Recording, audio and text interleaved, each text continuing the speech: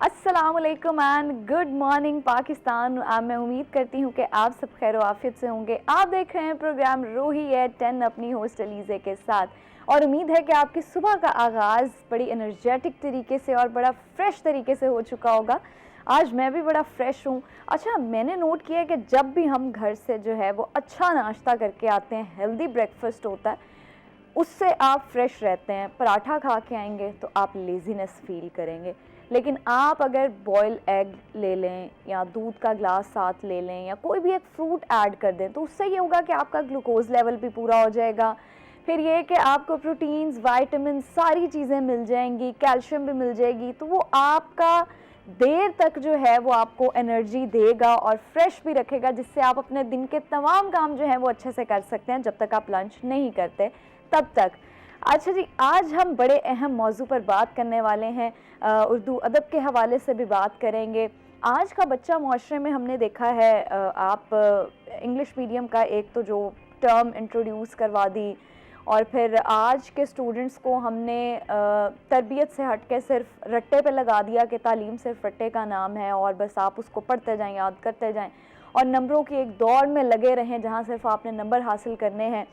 वहाँ पे ये कॉन्सेप्ट भी किसी हद तक ख़त्म होता जा रहा है। आप देखें, बच्चों को पहले जो सब्जेक्ट थे वो मुश्किल लगते थे, साइंस, सोशोलॉजी, केमिस्ट्री, फ़िज़िक्स, लेकिन आज के बच्चे को ये सब्जेक्ट आसान लगते हैं और उर्दू मुश्किल लगता है, इस्लामियत मुश्किल लगते हैं, ये सब्जेक्ट्स मुश्किल लगते हैं जो उर्दू ज़बान में लिखे गए होते हैं।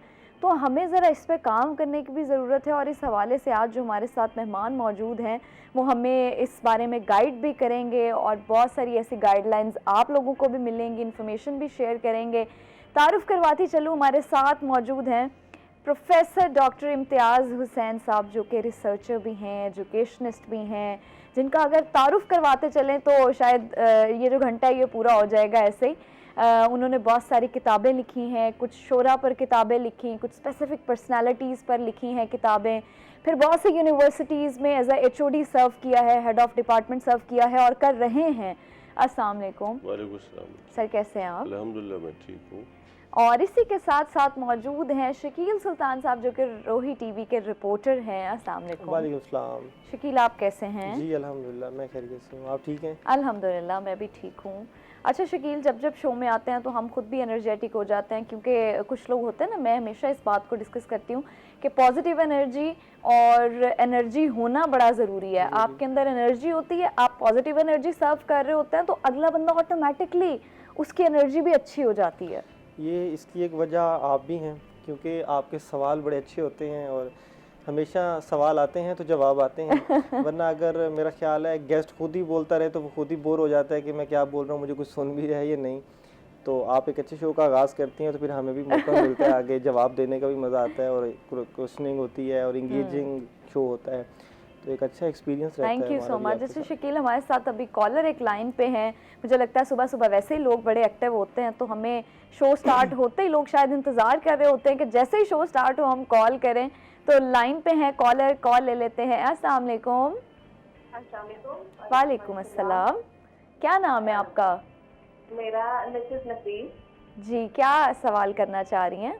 मेरा सवाल कर लें या एक कंप्लेंट कर लें, मैं काफ़ी अच्छे से यानी कि करना चाह रही थी। तो ये है कि जो समर वेकेशन हुई उससे कुछ दिन पहले यानी कि ना हर चैनल के ऊपर ये की बात हुई कि ना बच्चों की जून और जुलाई की फीस नहीं दी जाएगी। लेकिन ये है कि कुछ अर्सा ही गुजरा है तो उन्होंने तंग करना शुरू कर दिया स्कूल वालों ने कि आप फीस वाउचर हमें दिखाएं, ये जून जुलाई और अगस्त तक की फीसें। अच्छा। तो बहुत ज्यादा यानी कि तंग किया हुआ है। तो काइंडली इस इशू को आप हाईलाइट भी करें और इसको सॉल्व करें, क्योंकि पेरेंट्स के लिए भी तो थोड़ा बहुत वो रिलैक्सेशन होनी चाहिए ना। जी जी, आपकी बात काफ़ी हद तक ठीक है, इस पर हम बात करेंगे। बहुत शुक्रिया आपकी कॉल का। शकील, आप पहले मुझे बता दें, क्योंकि आपकी बीट है और आप तमाम स्कूल्स, कॉलेजेस, यूनिवर्सिटीज़ को देख भी रहे होते हैं, तो क्या मामला क्या है? अच्छा, जो सवाल इन्होंने किया, इस टाइम छुट्टियों में ना तकरीबन तमाम वालिदैन इस चीज़ का शिकार होते हैं और ये चीज़ डिस्कस कर रहे होते हैं और सवाल कर रहे होते हैं। इसमें ना प्राइवेट स्कूल को जब हम सवाल करते हैं कि आप जब छुट्टियां हो गई हैं और बच्चा घर बैठा है, आपके रिसोर्सेज नहीं लग रहे, तो आप फीस क्यों चार्ज कर रहे हैं, ठीक है। तो प्राइवेट स्कूल के पास यही होता है कि हमारा जो इनकम सोर्स है वो हमारा स्टूडेंट है। हमें ना गवर्नमेंट तो फंड नहीं कर रही, ना ऐसा ही कोई और ट्रस्ट तो फंड नहीं कर रहा, और ना ही हम इतने बैकअप वाले हैं कि हम ये 3 महीने या 2 महीने जो छुट्टियां हैं वो खुद से फाइनेंस करें स्कूल को। तो लेकिन उनका स्कूल को फाइनेंस किया ही कैसे जा सकता है जब स्कूल्स बंद हैं? हाँ, ये ऐसा है, स्कूल जिस बिल्डिंग में चल रहा होता है मोस्टली ना रेंट पे होती हैं, ठीक है। बहुत कम ऐसा होता है कि स्कूल्स या जितने भी हमारे इंस्टीट्यूशंस हैं वो अपनी जगह पर बनाए गए हों। मोस्टली जो रेंट्स पर चल रहे होते हैं और रेंट्स बड़े हैवी होते हैं, ऐसा ही ठीक है, लाखों में होता है। फिर उसके साथ साथ स्कूल के ऑफिस ओपन होते हैं मेजॉरिटी, ठीक है, जिसपे वो एडमिशंस के सिलसिले में और कई प्लानिंग्स प्रोजेक्ट्स चल रहे होते हैं, ट्रेनिंग चल रही होती हैं, उसके भी अखराजात होते हैं। फिर स्कूल से टीचर भी जुड़ा हुआ है, तो क्या अगर स्कूल बंद हो गया है, मैं सपोर्ट नहीं कर रहा लाजमी के मतलब, मैं कुछ उनकी वो न्यूज़ बता रहा हूँ, हकायक बता रहे हैं जो कि कॉलेजेस वाले या यूनिवर्सिटीज वाले आपको बता रहे हैं, हमें बताते हैं। अब फर्ज करें एक स्कूल में 10 टीचर्स पढ़ा रहे हैं, 10 मेल टीचर्स हैं, 5 फीमेल टीचर्स हैं, उनके साथ बाकी नॉन टीचिंग स्टाफ भी है, तो क्या 3 महीने उनकी तनख्वाह देना बंद कर दें वो?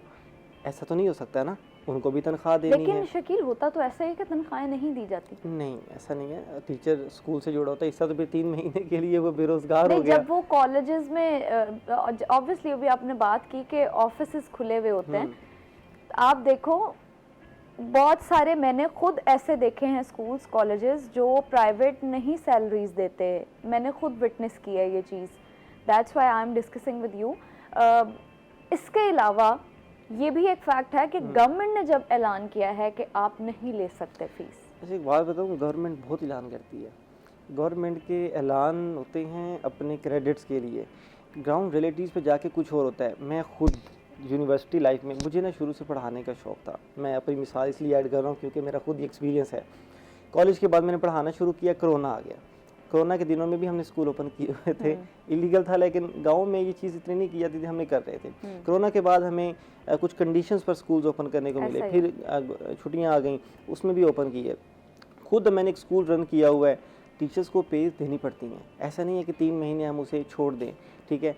नॉन टीचिंग स्टाफ है उसको भी पे देनी पड़ती है, और वो स्कूल जो है वो स्टूडेंट्स के लिए ही है, स्टूडेंट से ही स्कूल है, ठीक है।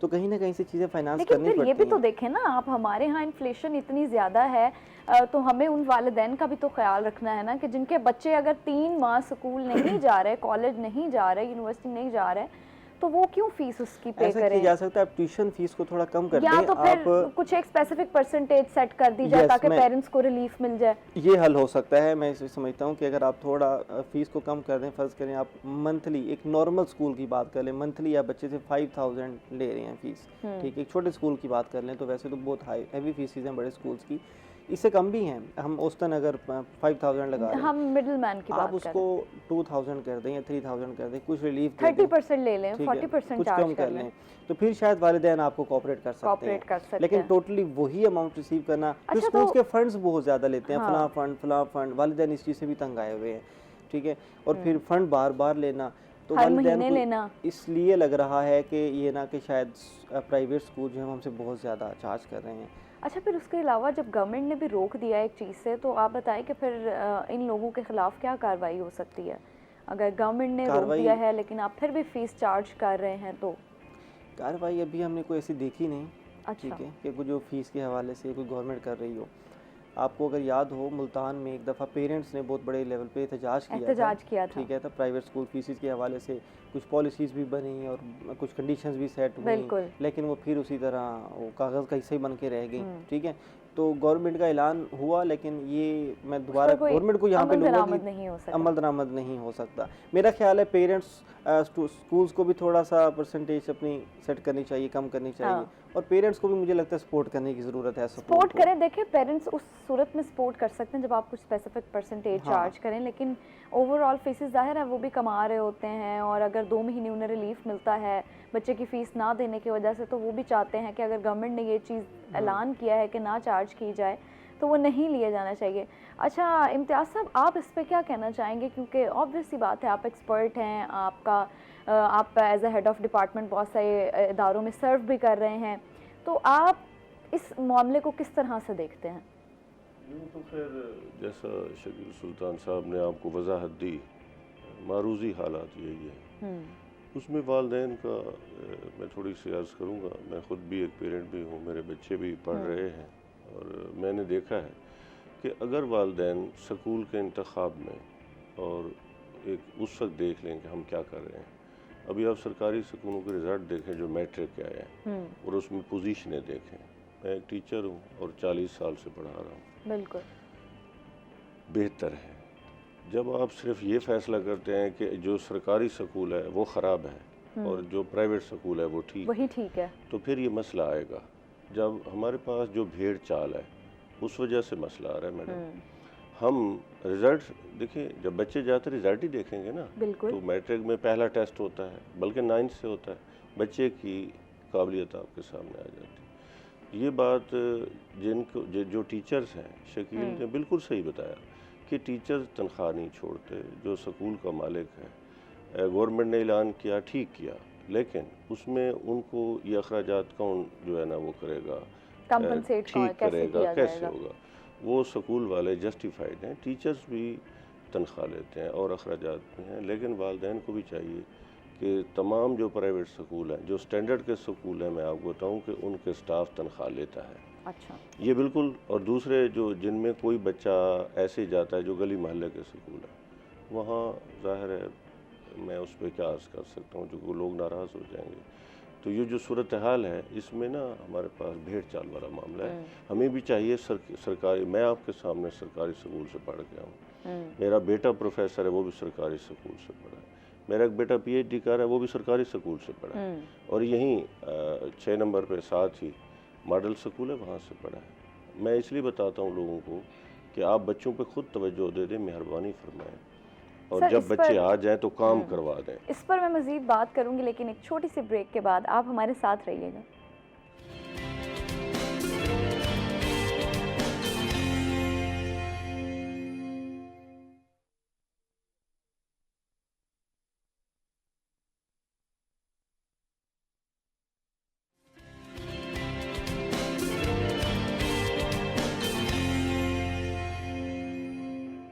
वेलकम बैक नाजरीन। एक शॉर्ट ब्रेक के बाद हम वापस आ चुके हैं। अच्छा इम्तियाज़ साहब, आपसे मैं बात करी थी, आप हमें बता रहे थे कि आपने अपने तमाम बच्चों को गवर्नमेंट स्कूल से एजुकेशन दिलवाई है। जी हाँ। तो उसके पीछे रीज़न क्या थी?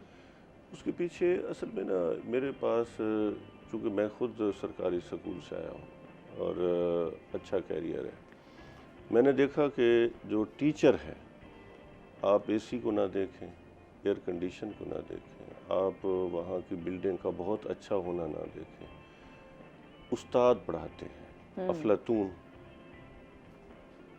सुकरात, बुकरात, इनके पास इतनी बड़ी अकेडमियाँ और इतने बड़े हाई फाई सिस्टम नहीं थे। मैं कदीम यूनान की बात कर रहा हूँ।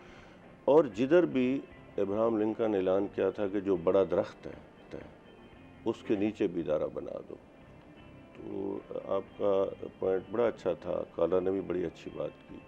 लेकिन मैंने सरकारी स्कूलों में इसलिए बच्चों को पढ़ाया कि जिन्होंने मुझे पढ़ाया मैंने देखा वो सरकारी स्कूल से थे, मेरी किताबों पे उनके नाम लिखे हैं, मैंने डेडिकेट किया तो असातिज़ा को किया, और फिर मैंने बच्चों को भी इसलिए पढ़ाया कि सबसे बेहतरीन टीचर ट्रेंड अब भी सरकारी स्कूल में। जो आपका टाइम था ना उसमें प्राइवेट स्कूल्स थे ही नहीं, बड़े कम थे, ठीक है। और आपके टाइम में गवर्नमेंट स्कूल में कोई 5 क्लास भी पढ़ लेना, मैट्रिक भी कर लेना बड़े एजाज़ की बात थी। अब गवर्नमेंट स्कूल्स में जाए ना, आप वो बिल्डिंग की बात कर रहे हैं, अब पेरेंट्स जो हैं वो चाहते हैं अपने बच्चे को अच्छी जगह बिठाना। मैं स्कूल था गांव में, ठीक है, प्राइवेट स्कूल था, एक बच्चा घर से पैदल चल के स्कूल आया और उसके शूज़ पे लगी मिट्टी। अब हमने ना असेंबली हो रही थी, एक फ़ोन पे पिक्चर बनाई और फिर पिक्चर वैसे स्कूल की पब्लिसिटी के लिए बनाई और मैंने पोस्ट कर दी। उसका भाई काम करता था लाहौर, उसने देखा उसका भाई असेंबली में खड़ा है और उसके पाँव पे ढेर सारी मिट्टी लगी हुई है।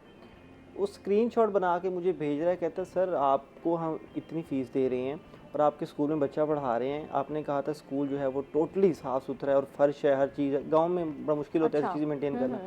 बच्चा के जो शूज़ हैं वो मिट्टी से भरे हुए हैं, क्या स्कूल में ऐसा कौन सी सजा बच्चों को मिट्टी में भेजते हैं? उसने इस बड़ा तनकीद की हमारी इस चीज़ पर। उसके बाद मैंने जगह चेंज करवा दी, मैंने कहा असेंबली जहाँ नहीं होगी, और बच्चों को भी कहा कि अगर आप घर से पैदल आ रहे हैं, गांव में अब आपको जाहिर पता है है हर इतने जगह सड़क वसाइल तो नहीं नहीं होते। होती। तो मैंने कहा जो भी बच्चा क्लास में एंटर हो रहा है, आप साफ सुथरे पाँव के साथ, अच्छे शूज़ के साथ एंटर हो, और अगर किसी का कोई ऐसा अच्छा, सीन ये है भी आपका उसको बड़ा किक पन है कि करवाओ। आपने उस तनकीद को बड़ा पॉजिटिवली हाँ। डील किया और आपने उस पर काम तो किया। ये बताने का मकसद ये है कि जो पेरेंट्स अफोर्ड कर सकते हैं वो अब गवर्नमेंट की बजाय भेजते हैं प्राइवेट में कि एक अच्छा माहौल मिल सके। अब अच्छा, अगर फिर शकील एक और चीज़ भी मैं ऐड करना चाहूँगी। फिर आप देखें कि आजकल जो टाइम है ना वो स्किल्स का है, ठीक है, स्किल्स का दौर है। और अब आप देखें रोज़ ब रोज़ जो इनोवेशंस हैं वो बढ़ रही हैं। कोविड के बाद पूरा एजुकेशन सिस्टम ही बदल गया। आप देखें करिकुलम्स चेंज हो रहे हैं।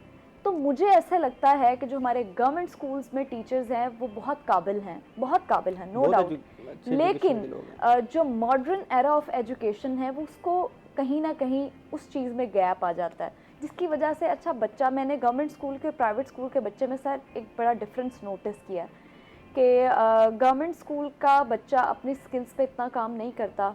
वो बच्चा हमेशा स्किलफुल आपको नज़र आएगा जो खुद ब खुद कुछ करना चाहता है, जो अपने आप पे मेहनत करके अपने आप को उन 100 या 1000 लोगों में से निकाल लेता है। लेकिन कोई ऐसा बच्चा जिसके अंदर स्किल है और वो छुपा हुआ है, वो छुपे का छुपा रह जाता है। जबकि अगर प्राइवेट स्कूल्स की हम बात करें, मतलब मैं इस हक़ में नहीं हूँ कि आप अपने बच्चों को प्राइवेट ही पढ़ाएं, मैं बिल्कुल ये नहीं कह रही, लेकिन जो मेरी अपनी ऑब्जर्वेशन है मैं उस हिसाब से आपसे बात कर रही हूँ कि प्राइवेट स्कूल के बच्चे को जब आप देखेंगे तो उसके अंदर स्किल्स जो हैं वो टीचर्स निकालते हैं। आप उनकी एक्टिविटीज़ देखें, डेली बेसिस पे कितनी एक्टिविटीज़ होती हैं और वो स्किलफुल एक्टिविटीज़ होती हैं।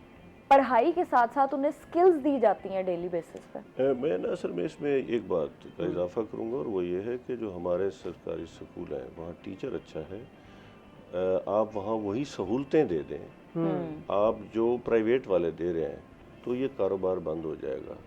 असल में मोहतरमा जो वालिदैन हैं वो बच्चों को पढ़ाना चाहते हैं, आप बिल्कुल सही, एजुकेशन का तस्वुर ही तब्दील हो गया है, बिल्कुल ऐसे, और महारतें आ गई हैं, और उसके अलावा जो रिवायती आपकी एजुकेशन है उसका फ़ायदा भी कोई नहीं है।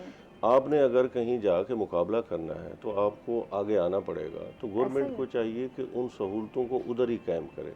जहाँ मैं पढ़ा था वो हाई स्कूल गुजरात है, कस्बा है, मैं वहाँ से पढ़ा हूँ। मुस्तफ़ा खार भी वहीं से पढ़ा है, जो आपके सूबे का सबसे वजीह गवर्नर भी था और बाख्तियार गवर्नर था। ऐसा मौजूदा गवर्नर नहीं था, मुराद है कि इस तरह के लोग नहीं थे, वो बाख्तियार लोग थे, काम करने वाले लोग थे।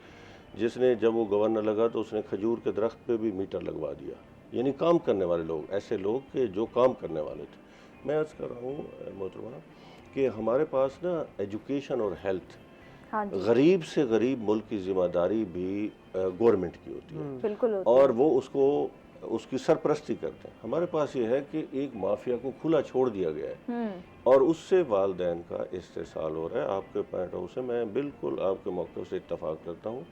मेरा मौक़िफ़ थोड़ा सा मुख्तलिफ यूँ है कि सरकारी इदारों में टीचर बेहतर है। शकील साहब बिल्कुल सही निशानदेही कर रहे हैं, लेकिन मैंने 5 साल जब हाई स्कूल में पढ़ा, असम्बली मैंने करवाई, तराना मैंने गाया, और मेरे बड़े भाई जो यहाँ कंट्रोलर रिटायर हुए हैं इसी BZU से, जहाँ शकील साहब पढ़े हैं, मैं भी पढ़ा हूँ, मंजूर हसन गुलशन से, वो मेरे बड़े भाई हैं। हम उसी स्कूल से पढ़े। छोटा मेरा भाई वो भी उसी स्कूल से पढ़ा, वो बहरीन नेवी में 5वीं पोजीशन पे है। मैं ये इसलिए बता रहा हूँ कि हम लोग वहाँ से आए हैं। अच्छा, हम लोग यानी कोई 2020 यानी कोई ये नहीं था कि 1720 में पढ़े हैं, बल्कि ये 16 की दहाई की बात कर रहा हूँ।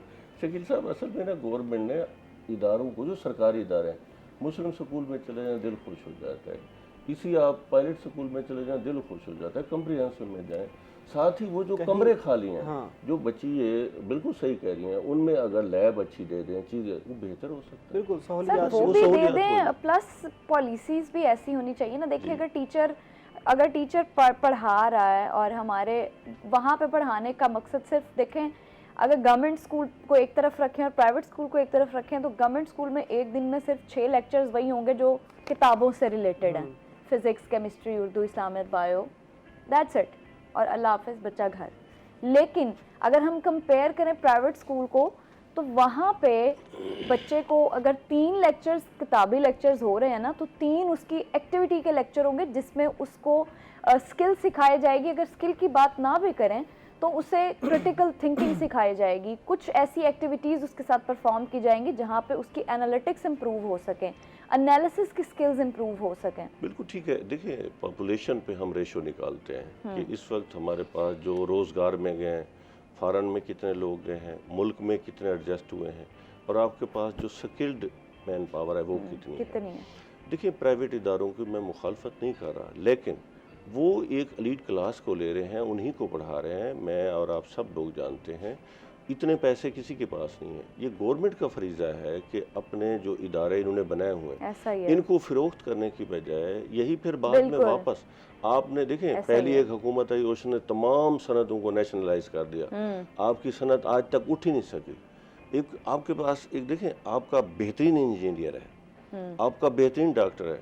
मोहतरमा मैं बाहर रहा हूँ, मैंने देखा है कि अगर 3 डॉक्टर बैठे हैं, 6 डॉक्टर बैठे हैं, अमेरिकन बैठा है और पाकिस्तानी बैठा है, तो जो पेशेंट आएगा वो पूछेगा फॉरेन के हॉस्पिटल में या पाकिस्तानी भी आया यहाँ, वो सीधा पाकिस्तानी डॉक्टर के पास जाएगा। ये जी बिल्कुल। तो ये जो म्यार है मैं उसकी बात कर रहा हूँ। और वो जो डॉक्टर्स हैं वो सारे जो है ना प्राइवेट कॉलेजेस स्कूल से नहीं पढ़ के गए। मैं ना यहाँ किसी कॉलेज की कोई वो एडवोकेसी करने नहीं आया, बिल्कुल। लेकिन यहीं रोही के चैनल से ही मैं आपका प्रोग्राम देख रहा था और पिछले दिनों ही देख रहा था। गवर्नमेंट ज़ैनब कॉलेज चौक शहीदा, वहाँ के स्टाफ और बच्चियों के साथ कर रहे थे, तो मेरे सेल में मौजूद है वो, मैंने वहाँ से कोई ली। मैं बड़ा खुश हुआ, मैं खुद भी देखा है, मैंने आपने देखा है ना। तो 8वें पीरियड तक उनकी क्लासें होती हैं। ये असल में ना इल्ज़ाम गेम है, लोग ऐसे समझते हैं। मेरा ख्याल ये है कि इदारों को आप बेचें नहीं, इदारों को आप फ़रोख्त ना करें, लोगों को बेरोज़गार करने के बजाय इनको बेहतर बना दें, ठीक हो जाए। ठीक है जी, एक शॉर्ट ब्रेक पर जाते हैं, ब्रेक के बाद वापस आते हैं, आप हमारे साथ रहिएगा।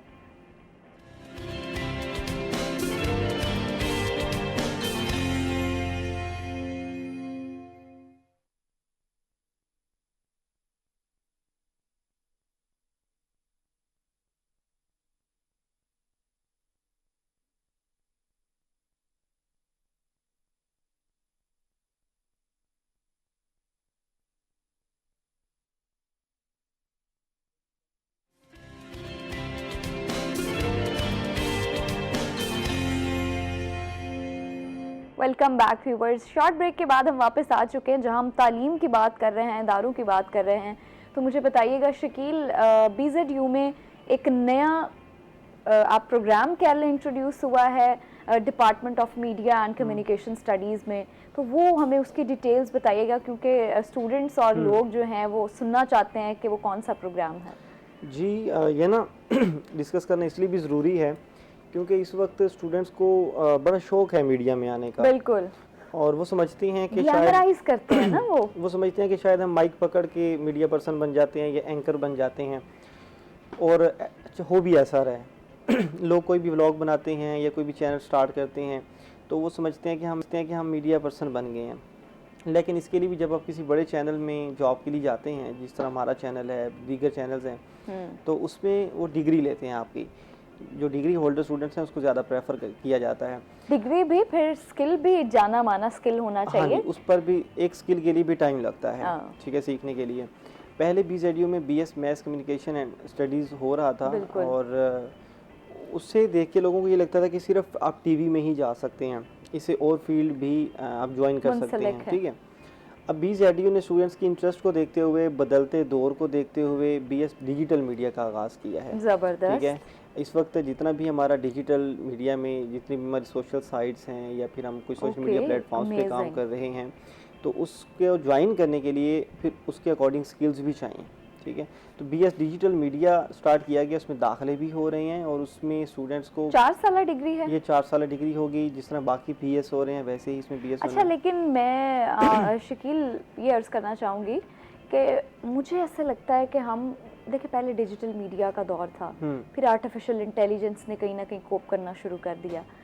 क्या एक ऐसी डिग्री बना देना, डिग्री देखिए 4 साल किसी बच्चे ने अपने उसमें इन्वेस्ट करने हैं और फिर उसके बाद उसने उस चीज़ पे काम करना है, जॉब करनी है, कमाना है, ईच एंड एवरीथिंग।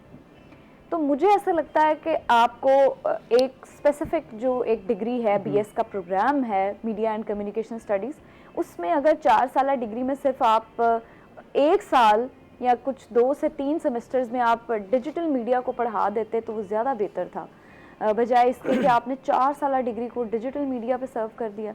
पता क्या है, जो पहले बीएस हो रहा था ना उसके अपने कोर्सेज थे और जो हम सब ने पढ़े हैं, बिल्कुल पढ़े, और उन्हें तब्दील करवाना उनको शॉर्ट, पहले 2 साल तो हम जनरल कोर्सेज पढ़ते हैं, फिर उसके बाद कुछ स्पेशलाइजेशन स्टार्ट होती है कुछ खास कोर्सेज में। डिजिटल मीडिया टोटली जो है वो अब जो नई स्किल्स आ रही हैं उनके नए कोर्सेज शामिल होंगे उसमें। आपने एआई की बात की, वो भी इसी कोर्स का हिस्सा है। अच्छा। वो भी इसमें पढ़ाया जाएगा। अब देखें, पहले ना ग्राफिक डिज़ाइनिंग एक अलग डिपार्टमेंट था, एक फील्ड था कि लोग ग्राफिक डिज़ाइनिंग सीखते थे और हमारे डिमांड के मुताबिक हमें अपना चीज़ें बना के देते थे। अब एआई को आप चीज़ें अपना दें और वो फौरी एक पोस्टर बना के रख देता है। अब वो ग्राफिक डिज़ाइनर की जगह जो है वो रिप्लेस हो गई है। जी, हो गई। अब उस चीज़ को भी इसमें शामिल किया गया है कि आप एआई से कैसे काम ले सकते हैं। ठीक है, अब यूनिवर्सिटीज़ हैं, कॉलेजेस हैं, जितने इंस्टीट्यूशन मुझे ऐसा लगता है कि हमें छोटे छोटे कोर्सेज जो हैं वो भी लॉन्च करने चाहिए, 6 माह के, साल के, उन लोगों के लिए भी जो लोग सीखना चाहते हैं। मैं इस पर भी बताता हूँ। एमर्सन यूनिवर्सिटी ने ना लास्ट ईयर समर वेकेशन में कोर्सेज स्टार्ट किए। अच्छा। कोई 40 के करीब कोर्सेज थे, 46 कोर्सेज थे जो इन्होंने स्टार्ट किए और बड़ी कम फीस के साथ स्टार्ट किए। अब स्टूडेंट्स उसमें एडमिशन नहीं ले रहे थे, इनरोल नहीं हो रहे थे। मैंने एक डायरेक्टर से डिस्कस किया, मैंने कहा सर एमर्सन ने बड़ा अच्छा कदम लिया है, कोर्सेज स्टार्ट किए हैं, मैं खुद भी इसमें जाना चाह रहा हूँ, तो ये बड़े शॉर्ट टाइम में ज़्यादा चीज़ें हम सीख लेंगे। उन्होंने मुझे कहा कि शकील बेटा आप ना मुझे अगले साल बताना कि स्टूडेंट्स इनरोल कितने हुए हैं। उसकी वजह, मैंने कहा चलो ठीक है सर देखते हैं। मैंने कहा सर स्टूडेंट्स इंटरेस्ट तो लेंगे। तो बाद में वो जो प्रोजेक्ट था वो फ्लॉप होता हुआ नजर आया। क्यों? क्या वजह थी? स्टूडेंट्स ही उस तरफ नहीं आ रहे। शॉर्ट कोर्सेज पर एक बुक है अमीर बाप और गरीब बाप, वो मैंने बुक पढ़ी। उसमें वो ये बात करता है कि लोग ना इन्वेस्ट नहीं करते स्किल्स सीखने के लिए, नई चीज़ें सीखने के लिए। वो यही बात मैंने इधर देखी। 20,000 फीस रखी गई थी और जो एमर्सन का था उसको कम फीस पर पढ़ाना था, 15,000 पे समथिंग। जो एमर्सन के ऑलरेडी एनरोल्ड स्टूडेंट्स थे उनके लिए और कम फीस थी और हर कोर्स के लिए अलग टीचर्स, अलग क्लासरूम, प्रॉपर प्लानिंग दी गई थी। ठीक है, वाइस चांसलर का इनिशिएटिव था और बहुत कमाल का था।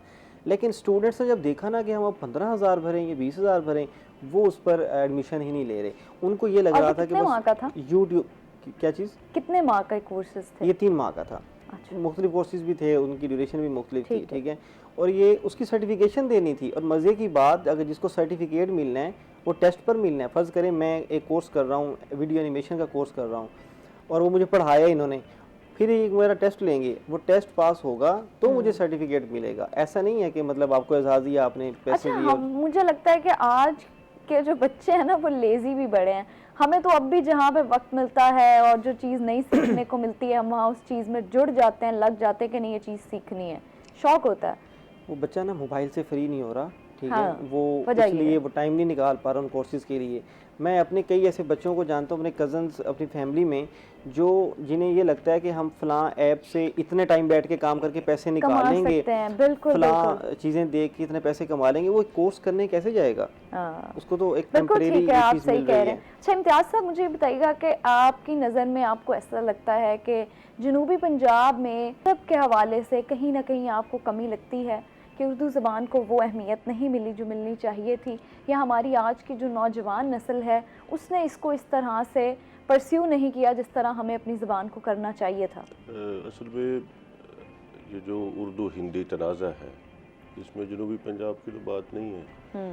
तो आपका जो पाकिस्तान की जो नज़रियाती बुनियाद है वो दरअसल उर्दू भी एक उसमें है। सबसे पहले मिस्टर गांधी ने कहा था कि मुसलमानों की ज़बान है उर्दू, ये हमारी ज़ुबान नहीं हो सकती, हिंदी हमारी ज़बान होगी।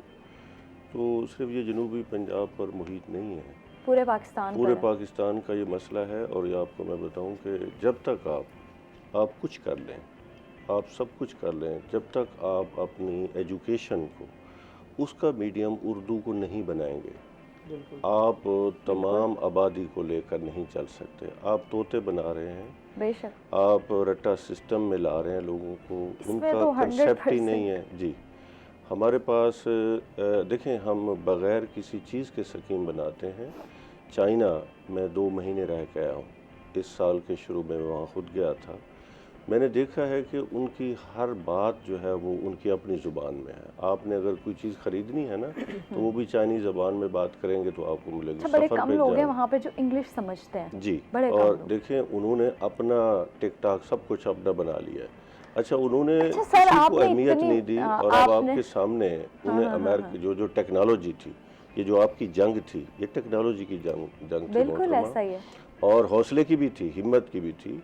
ये उर्दू के साथ नाइंसाफ़ी हमारा जो है ना, ये करारदाद मकासद को पढ़ के देख लें। और दूसरा ये है कि नौजवान नस्ल को जो ये बताया गया है कि अंग्रेज़ी ही नेक्स्ट जीना है तरक्की का, तो है एक तबका आप बना रहे हैं कि वो अंदर से अंग्रेज़ हैं, बाहर से वो पाकिस्तानी भी नहीं है, कुछ भी नहीं कल्चर का शिकार है। जी देखें, जॉन डेवी ने कहा था कि एजुकेशन है तहजीब सकाफ़त एक नस्ल से दूसरी नस्ल को मुंतकिल करने का नाम। लेकिन अब हो ये रहा है कि इन तमाम अफकारात को समझा जा रहा है ये पुराने हो गए। मैं आपको जो चेतावनी दे रहा हूँ, जो आपको बता रहा हूँ और पूरे लोग देख रहे हैं, मैं ये बता रहा हूँ कि जो कौम अपने, हमारी उर्दू जो है उसमें कल्चर है, आपका तारीख़ है, हिस्ट्री है। अगर आप इससे कट जाएंगे तो अगले चंद सालों के बाद आप देखेंगे कि आपको चीज़ों के और नाम मिलेंगे। सर अभी हम नोटिस करते हैं तो हमें डिसअपेयर नज़र आती हैं चीज़ें बहुत सारी। तो सर कॉलर है हमारे साथ, कॉल ले लें हम? जी बिल्कुल। लाइन पर हैं कॉलर, नासिर हैं मुल्तान से। अस्सलाम वालेकुम। अस्सलाम वालेकुम सर, टीवी की आवाज़ बंद कर दें काइंडली।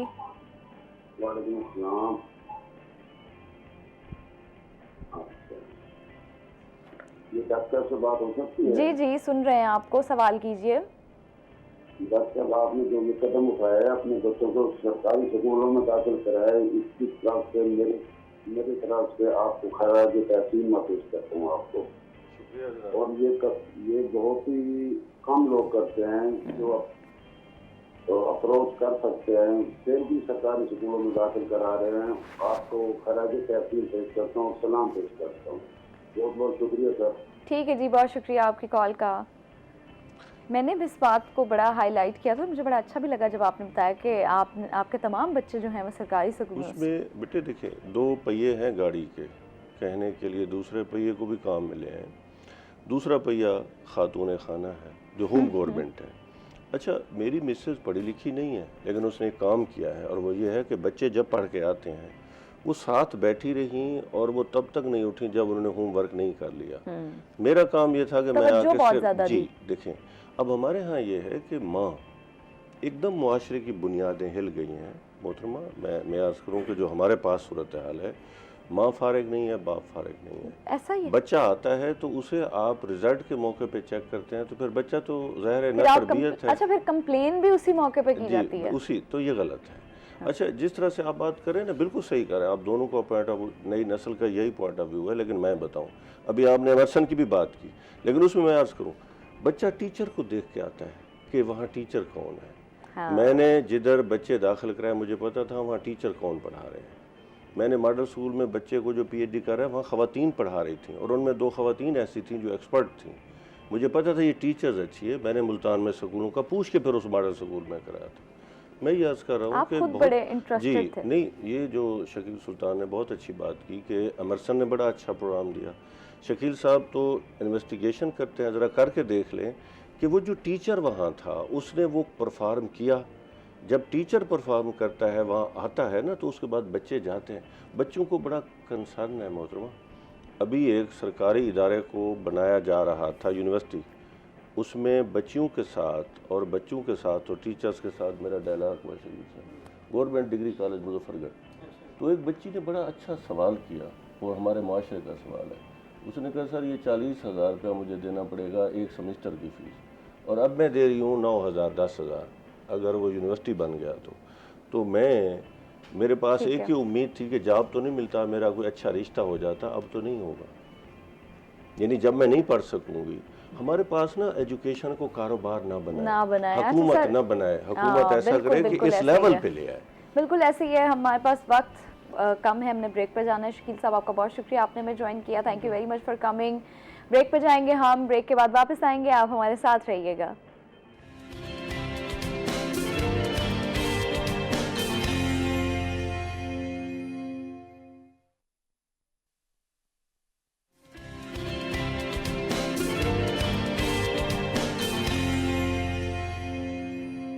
वेलकम बैक नाज़रीन। एक शॉर्ट ब्रेक के बाद हम वापस आ चुके हैं। सर से हम बात कर रहे थे। सर आपसे एक तो हम सीख भी बड़ा कुछ रहे हैं, और मुझे ये भी बताइएगा, जब मैंने प्रोग्राम का आगाज़ किया तो मैंने उसमें भी बताया कि आपका तारुफ बड़ा लंबा है, तो आप मुझे ये भी पता है कि आपने जद्दा में भी कॉलेज में, स्कूल में जो है तालीम व तदरीस का सिलसिला जारी रखा।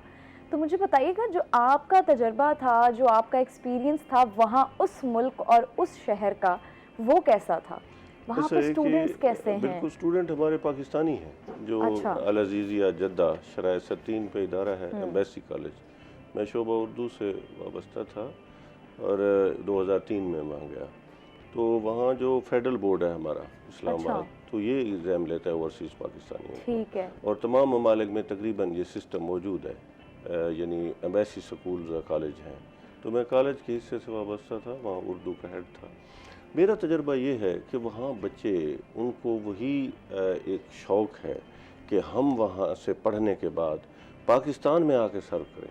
जैसे हमारे वालिदैन यहाँ मजबूर हैं और यहाँ बैठे हुए हैं, हम अपने अजीज़ों में जाएं, और वो एक ख्वाब जो आँखों में हर परदेसी सजाए रखता है। पाकिस्तान में भी ये बुरी लगती है शायद लोगों को, लेकिन जब परदेश में लोग होते हैं तो उसी को देख के तो आंखों में आंसू आ जाते हैं। तो एक तरह से ना वतन, ज़ाहिर है वतन वतन है, अपनी मिट्टी अपनी बिल्कुल मिट्टी ऐसा ही। मेरा पाकिस्तानी हर जगह बासलाहियत है। मैं मोहतरमा आपको अपना तजर्बा बताता हूँ। हमने वहाँ एक दफ़ा डिबेट्स कराए, बड़े मुकाबले कराए जद्दा में, और मैं उनका इंचार्ज था, चूँकि उर्दू का हेड था, तो एक्टिविटीज़ मेरे पास थी। तो हमने ना बाकी जो वहाँ इंडियन स्कूल है, टर्किश स्कूल हैं और कॉलेजेस हैं, वहाँ सबको बुलाया, और उसमें इंग्लिश भी, उर्दू भी, मकामी उनकी जो अपनी ज़बान है उनमें भी बात करवाई। तो पाकिस्तानियों ने जो रिज़ल्ट दिए, फर्स्ट सेकंड पाकिस्तानी बच्चे ही थे या बच्चियाँ थी। तो वो खुद मानने को, हाँ, बासलाहियत है। असल बात है कि आप मौका दे दें, मौका नहीं, और मौका मिल दे। अभी जो बातें हम पहले भी कर रहे थे, अगर अपने इदारों को, इन चीज़ों को, चूँकि वहाँ ज़ाहिर है एक पे कर सकते हैं, वो डॉलर्स में फ़ीस पे करते हैं, तो जो ओवरसीज़ में बैठे कमा रहे हैं उनके बच्चे, आप हैरान होंगे कि एक तरफ तो वो डबल फ़ीस दे रहे हैं। कैसे दे रहे हैं? एक तरफ तो ख़ुद पैसे भेज रहे हैं, और आपकी जो मईशत है उसका सबसे बड़ा पिलर है वो जो बाहर बैठे हुए हैं, और दूसरा जब उनके बच्चे यहाँ आते हैं ओवरसीज़ बन के, तो उनसे आप डॉलर में फ़ीस लेते हैं। और आपको मैं बताऊँ कि सबसे ज़्यादा सर्व यहाँ भी वही कर रहे हैं, और एक बल्क है जो बच्चों की वहाँ से इंजीनियर के लिए आ रही है, डॉक्टर के लिए आ रही है। ऐसे ये कॉलर लाइन पे हमारे साथ कॉल ले लेते हैं। कासिम है लाहौर से। अस्सलाम वालेकुम। वालेकुम सलाम व रहमतुल्लाहि व बरकातहू। जी, क्या सवाल है आपका? सवाल तो ये, मैं बैठा हुआ था, आपका प्रोग्राम देख रहा था, बहुत अच्छा चल रहा था उर्दू लैंग्वेज के बारे में। ठीक है। तो उसके बारे में मेरा अपना एक सजेशन भी आया जहन में, और थोड़ा ये सोच रहा था, आप लोग कह रहे थे कि ये एक तस्वर है कि जो इंग्लिश अच्छी तरीके से बोलते हैं तो उसको ज्यादा लोग फोकस करते हैं उस पर ना। तो मेरा तो अपना ये मान है कि इसमें एक अमल दखल मेरे ख्याल में प्राइवेट स्कूलों का भी है। इसको मैं और इल्ज़ाम नहीं ठहराता, लेकिन जो सरकारी स्कूलों में जो असातिज़ा पढ़ाते हैं ना, उनके अपने बच्चे भी अक्सर प्राइवेट स्कूल जाते हैं, तो लोग शिकवा करते हैं कि वो खुद अपने बच्चों को प्राइवेट स्कूल पहुंचाते हैं और वो खुद अपने बच्चों को उर्दू स्कूल में नहीं पढ़ाते, तो ये भी एक शिकवा होता है।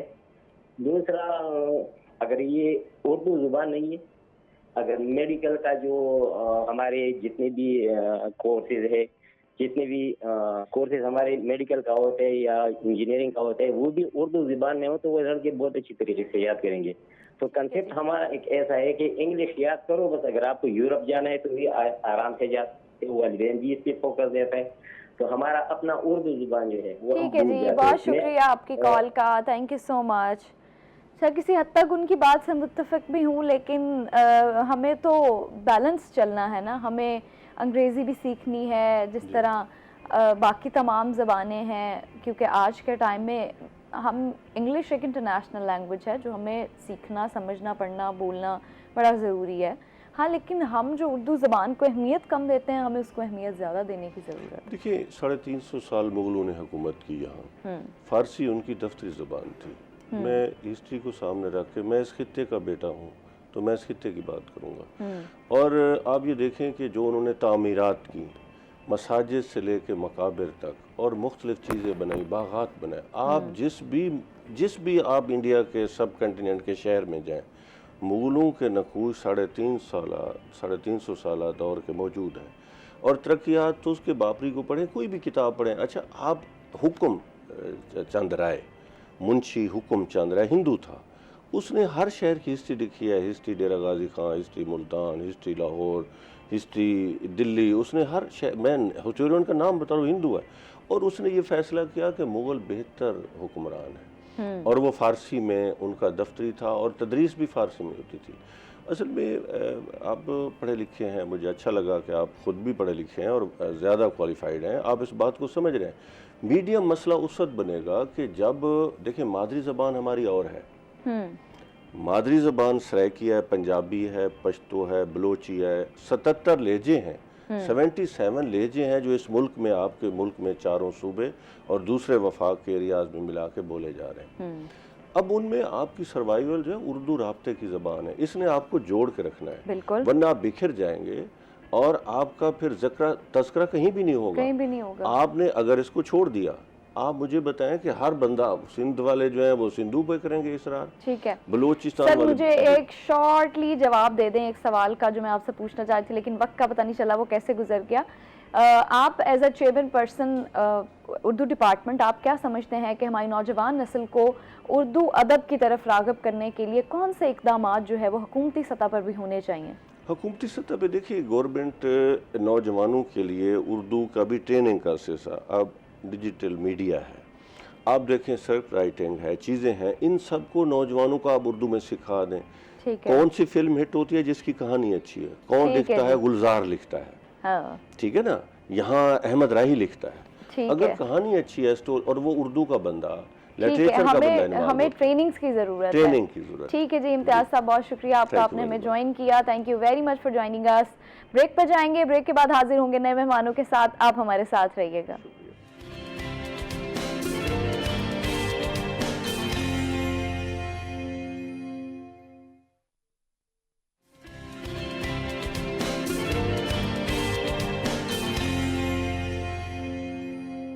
वेलकम बैक नाजरीन, एक शॉर्ट ब्रेक के बाद हम वापस आ चुके हैं नए मेहमानों के साथ, और आज हम 2 बड़े अहम मेहमानों के साथ अहम टॉपिक्स डिस्कस करने वाले हैं जो कि आज की आवाम के लिए, नौजवान नस्ल के लिए, हर एक बंदे के लिए बड़ा इम्पॉर्टेंट टॉपिक है। ख़वातीन की बात करें तो ख़वातीन के लिए बड़ा ज़रूरी है, और अगर जिस भी जेंडर की बात करें उनके लिए बड़े अहम टॉपिक्स हैं। हम आज डिस्कस करने वाले हैं मेकअप, स्किन, हेयर के साथ साथ अपने लॉ को भी, और मैं समझती हूँ ये चीज़ें ऐसी हैं जो हमें डिस्कस करने की बहुत ज़रूरत है। हमारी सोसाइटी में इन टॉपिक्स की बड़ी अहमियत भी है, क्योंकि हमारा प्रोग्राम जो है वो देखा जाता है, ख़वातीन भी देखती हैं और बच्चे भी देखते हैं और मर्द हज़रात भी देखते हैं, इसलिए हम कोशिश करते हैं कि मिक्स टॉपिक्स जो हैं वो आपके साथ शेयर करें, ताकि प्रोग्राम को हम एंटरटेनिंग भी बनाएं और इंटरेस्टिंग भी बनाएं, ताकि इन्फॉर्मेशन और एंटरटेनमेंट की थोड़ी थोड़ी डोज आप लोगों को मिलती रहे। अच्छा जी, हमारे साथ मौजूद हैं रिदा नवीद साहिबा, जो कि makeup, hair and skin specialist हैं, और उन्होंने यहाँ मुल्तान शहर में, जनूबी पंजाब में बहुत सारी एकेडमीज़ में पढ़ाती भी हैं और हेयर एजुकेशन देती हैं, स्किन एजुकेशन देती हैं, मेकअप एजुकेशन देती हैं। अस्सलाम वालेकुम, कैसी हैं आप? मैं ठीक, आप सुनाएं? अल्हम्दुलिल्लाह मैं भी ठीक हूँ। और इसी के साथ साथ मौजूद हैं मोहम्मद साजिद एज़दी साहब, जो कि लॉ एक्सपर्ट हैं, जो कि ex vice president high court bar Multan भी हैं। अस्सलाम वालेकुम। वालेकुम अस्सलाम। सर कैसे हैं आप? ठीक है, शुक्रिया। सर से आज हम बड़ा अहम मौजू डिस्कस करने वाले हैं, FIR का तरीका, और कब कब हो सकती है, कैसे हो सकती है, क्या प्रोसेस हैं, इसके ड्रॉबैक्स क्या हैं, कब करवानी चाहिए, कब नहीं करवानी चाहिए, तमाम चीज़ें हम डिस्कस करने वाले हैं, क्योंकि आम आवाम के लिए इस चीज़ को समझना बड़ा ज़रूरी है कि आप किसी भी अगर मुश्किल मरहले से गुज़र रहे हैं तो आप उसे एक स्पेसिफिक पर्सन पे, या आप अगर किसी भी इंसान पे FIR करवाना चाह रहे हैं किसी भी मौजू पे, किसी भी मसले पर, तो आप वो कैसे करवा सकते हैं, उसका प्रोसेस क्या है, और उसके drawbacks, merits, demerits, each and everything हम डिस्कस करने वाले हैं। सर बड़ा इंपॉर्टेंट टॉपिक है। मैं समझती हूँ आज के हमारे जो नौजवान नस्ल है उनको constitution, law, each and everything पता होनी चाहिए, इन्फॉर्मेशन होनी चाहिए एटलीस्ट, क्योंकि देखें हमारे यहाँ ऐसा है कि जो पढ़ा लिखा इंसान है, जो यहाँ फिर जो इक़्तिदार में है, वो तो जानता है इन तमाम चीज़ों को, लेकिन जो एक मिडल मैन है वो इन चीज़ों से ना वाकिफ़ होता है।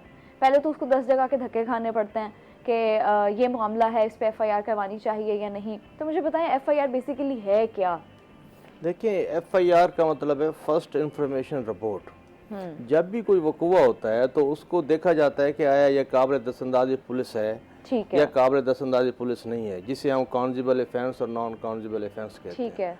और काउंसिबल ऑफेंस जब होगा तो फिर FIR काटी जाएगी। आजकल FIR काटने का जो प्रोसीजर अडॉप्ट किया गया है वो नहायत ही आसान है। जब भी कोई वकूआ हो फ़ौरन आप 15 पे कॉल करें। ठीक है। 15 पे कॉल करने के बाद आप उसी वक्त बगैर कोई वक्त ज़ाया किए फ्रंट डेस्क मुतलका थाने के फ्रंट डेस्क में जाएंगे। फ्रंट डेस्क में अपनी तहरीरी दरख्वास्त वकूए के मुताबिक लिखेंगे। साथ में उसमें याद रहे कि 2 गवाह लाजमी वकूए के होने चाहिए।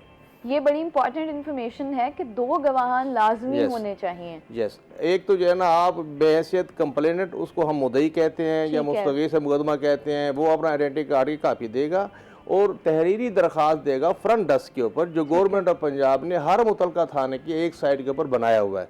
24 घंटे सर्विस मौजूद है। तो मैं कह रहा था FIR उस वक्त कटेगी जब आप फ्रंट डेस्क पे जाएंगे, अपना शनाख्ती कार्ड बहैसियत मुस्तगी से मुकदमा देंगे, वकूआ की बाबत आप तहरीरी दरख्वास्त देंगे, साथ में 2 गवाहान होने चाहिए और जो मुल्ज़मान हैं जिन्होंने एक्ट किया है उनकी पूरी डिटेल होनी चाहिए, उनका एड्रेस होना चाहिए और जो वकूआ हुआ है, जिस तरह जिसके हाथ में कोई वेपन वगैरह है वो सारा उसमें मेंशन होना चाहिए। जब आप फ्रंट डेस्क के ऊपर जाएंगे तो वो आपको एक रसीद देंगे कंप्यूटराइज, उसके ऊपर लिखा होगा कि मुतलका आपकी एप्लीकेशन का तफशीशी फलां ASI है, नंबर ये है, वो आपसे रब्ता करेगा, आप भी उससे रब्ता करें। ठीक है। अच्छा सर, ये तो आपने बता दिया कि फ़ौरी तौर पर जब आपके साथ कोई भी वकूआ पेश आता है तो आपने 15 पे कॉल करनी और आगे आपने प्रोसीजर बता दिया सारा। लेकिन अगर उस वकूए को, उस मामले को गुजरे हुए 10, 15, 20 दिन हो जाते हैं, महीना हो जाता है, तो फिर क्या? मैं उसी तरफ आ रहा था, जितना आप डिले करेंगे आपका केस कमज़ोर होगा। हाँ। फर्स्ट इंफॉर्मेशन रिपोर्ट यानी FIR का मतलब ही ये है कि बगैर कोई वक्त ज़ाया किए आपने मुतलका थाने में जाना है। जब फ्रंट डेस्क के ऊपर रसीद आप में ले लेंगे, एप्लीकेशन जमा कर देंगे तो मुतलका ASI आपसे रब्ता करेगा, वहाँ जाएंगे आप, वहाँ जाकर अपनी पूरी कंप्लेंट दोबारा उसको बयान करेंगे और अपने गवाहान पेश करेंगे और अगर काउंसिबल ऑफेंस हुआ तो फिर FIR उस वक्त कट जाती है। ठीक है। जब FIR कट गई उसके बाद जो है ना वो तफ्तीशी की काम है ASI का या सब इंस्पेक्टर का, वो तफ्तीश करेगा बाद अगर वो मुल्ज़मान को रेड करके पकड़ना चाहे तो वो पकड़ेगा। अगर वो पहले मुल्ज़मान को किसी तरीके से पता चल जाता है तो वो बेल बिफोर अरेस्ट करा लेते हैं कोर्ट में, उसके बाद निगरान हो जाता है। कोशिश करना चाहिए कि बगैर कोई वक्त ज़ाया किए आप FIR कटवा कर अपने मुल्ज़मान को अरेस्ट कराने की कोशिश करें। अगर उनको आज के पाकिस्तान में हर चीज़ पॉसिबल है, अगर उनको मालूमात हो जाएं तो वो जाके फ़ौरन उसकी कापी निकलवा कर 15 से आप जो है ना खिदमत सेंटर से उसकी FIR कापी निकलवा कर वो उसकी बेल बिफोर अरेस्ट करा लेते हैं। फिर वकला आते हैं, फिर जो वो देखते हैं नॉन बेलेबल ऑफेंस है या बेलेबल ऑफेंस है, और अगर कोई रिकवरी है तो रिकवरी उसके ऊपर कैसे तफ्तीशी ने उसको रिकवर कैसे करना है, कोई वेपन कैसे रिकवर करना है जिसने उसने असाल्ट किया है मुल्ज़िम ने। तो FIR का मतलब है फर्स्ट इंफॉर्मेशन रिपोर्ट। वकूआ जब भी हो और आप बगैर कोई डिले किए आप फ़ौरन थाने मुतलका जाएं, अपनी FIR लॉन्च कराने की कोशिश करें। अगर ना करें तो आप मुतलका ऑफिसर को कंप्लेंट कर सकते हैं। उस वक्त वहाँ पर DSP मौजूद होता है, CPO है, RPO है। मगर गवर्नमेंट ऑफ पंजाब की ये फैसिलिटेशन सेंटर बना हुआ है हर थाने में, इसमें बहुत फैसिलिटी है। आम आदमी भी अगर थोड़ा सा भी न हो रखता है, अगर उसमें अगर उसको इलिटरेस ज़्यादा है, इलिटरेसी रेट पाकिस्तान में ज़्यादा है, अगर वो एक दफ़ा थाने चला भी जाए, किससे भी पूछ जाए कि फ्रंट डेस्क मैंने एप्लीकेशन देनी है, तो आजकल को प्रॉब्लम नहीं है। उसकी FIR भी उसकी FIR भी कट जाती है और उसके तफसीर भी होती है और उसकी दाद रसी भी होती है। ठीक है। तो सर अगर अभी आप बता रहे थे कि अगर तो लेट हो गई है तो आपका अपना केस कमज़ोर हो जाता है, अगर आप FIR करवाने में लेट हो जाते हैं। लेकिन हमारे मुल्क की जो सूरत हाल है, फिर कुछ लोग भागते भी हैं, कुछ लोग अब लेट सपोज कोई पैसों का मामला है तो वो लोग कहते हैं कि जी 1-2 लोग अंदर डाल के जी वैसे ही मामला जो है वो हल हो जाए, ना ही पुलिस तक जाना पड़े, ना ही FIR कटवानी पड़े। लेकिन फिर अगर बाद में आप FIR कटवाते हैं तो क्या वो केस स्ट्रॉन्ग रहता है? नहीं, जैसे मैंने पहले कहा है कि जितना आप डिले करेंगे FIR कटवाने में, जितना आप मुतलका थाने में जाने और रजू करने में डिले करेंगे, आपका केस कमज़ोर होगा। ठीक है। वो उसकी जो है ना मुलज़िम, आपके मुलज़िम की बेल हो जाएगी। पहले तो इसी डिले की वजह से उसकी अबूरी बेल, जिसे बेल बिफोर अरेस्ट कहते हैं, वो कन्फर्म होने का ख़तरा होता है।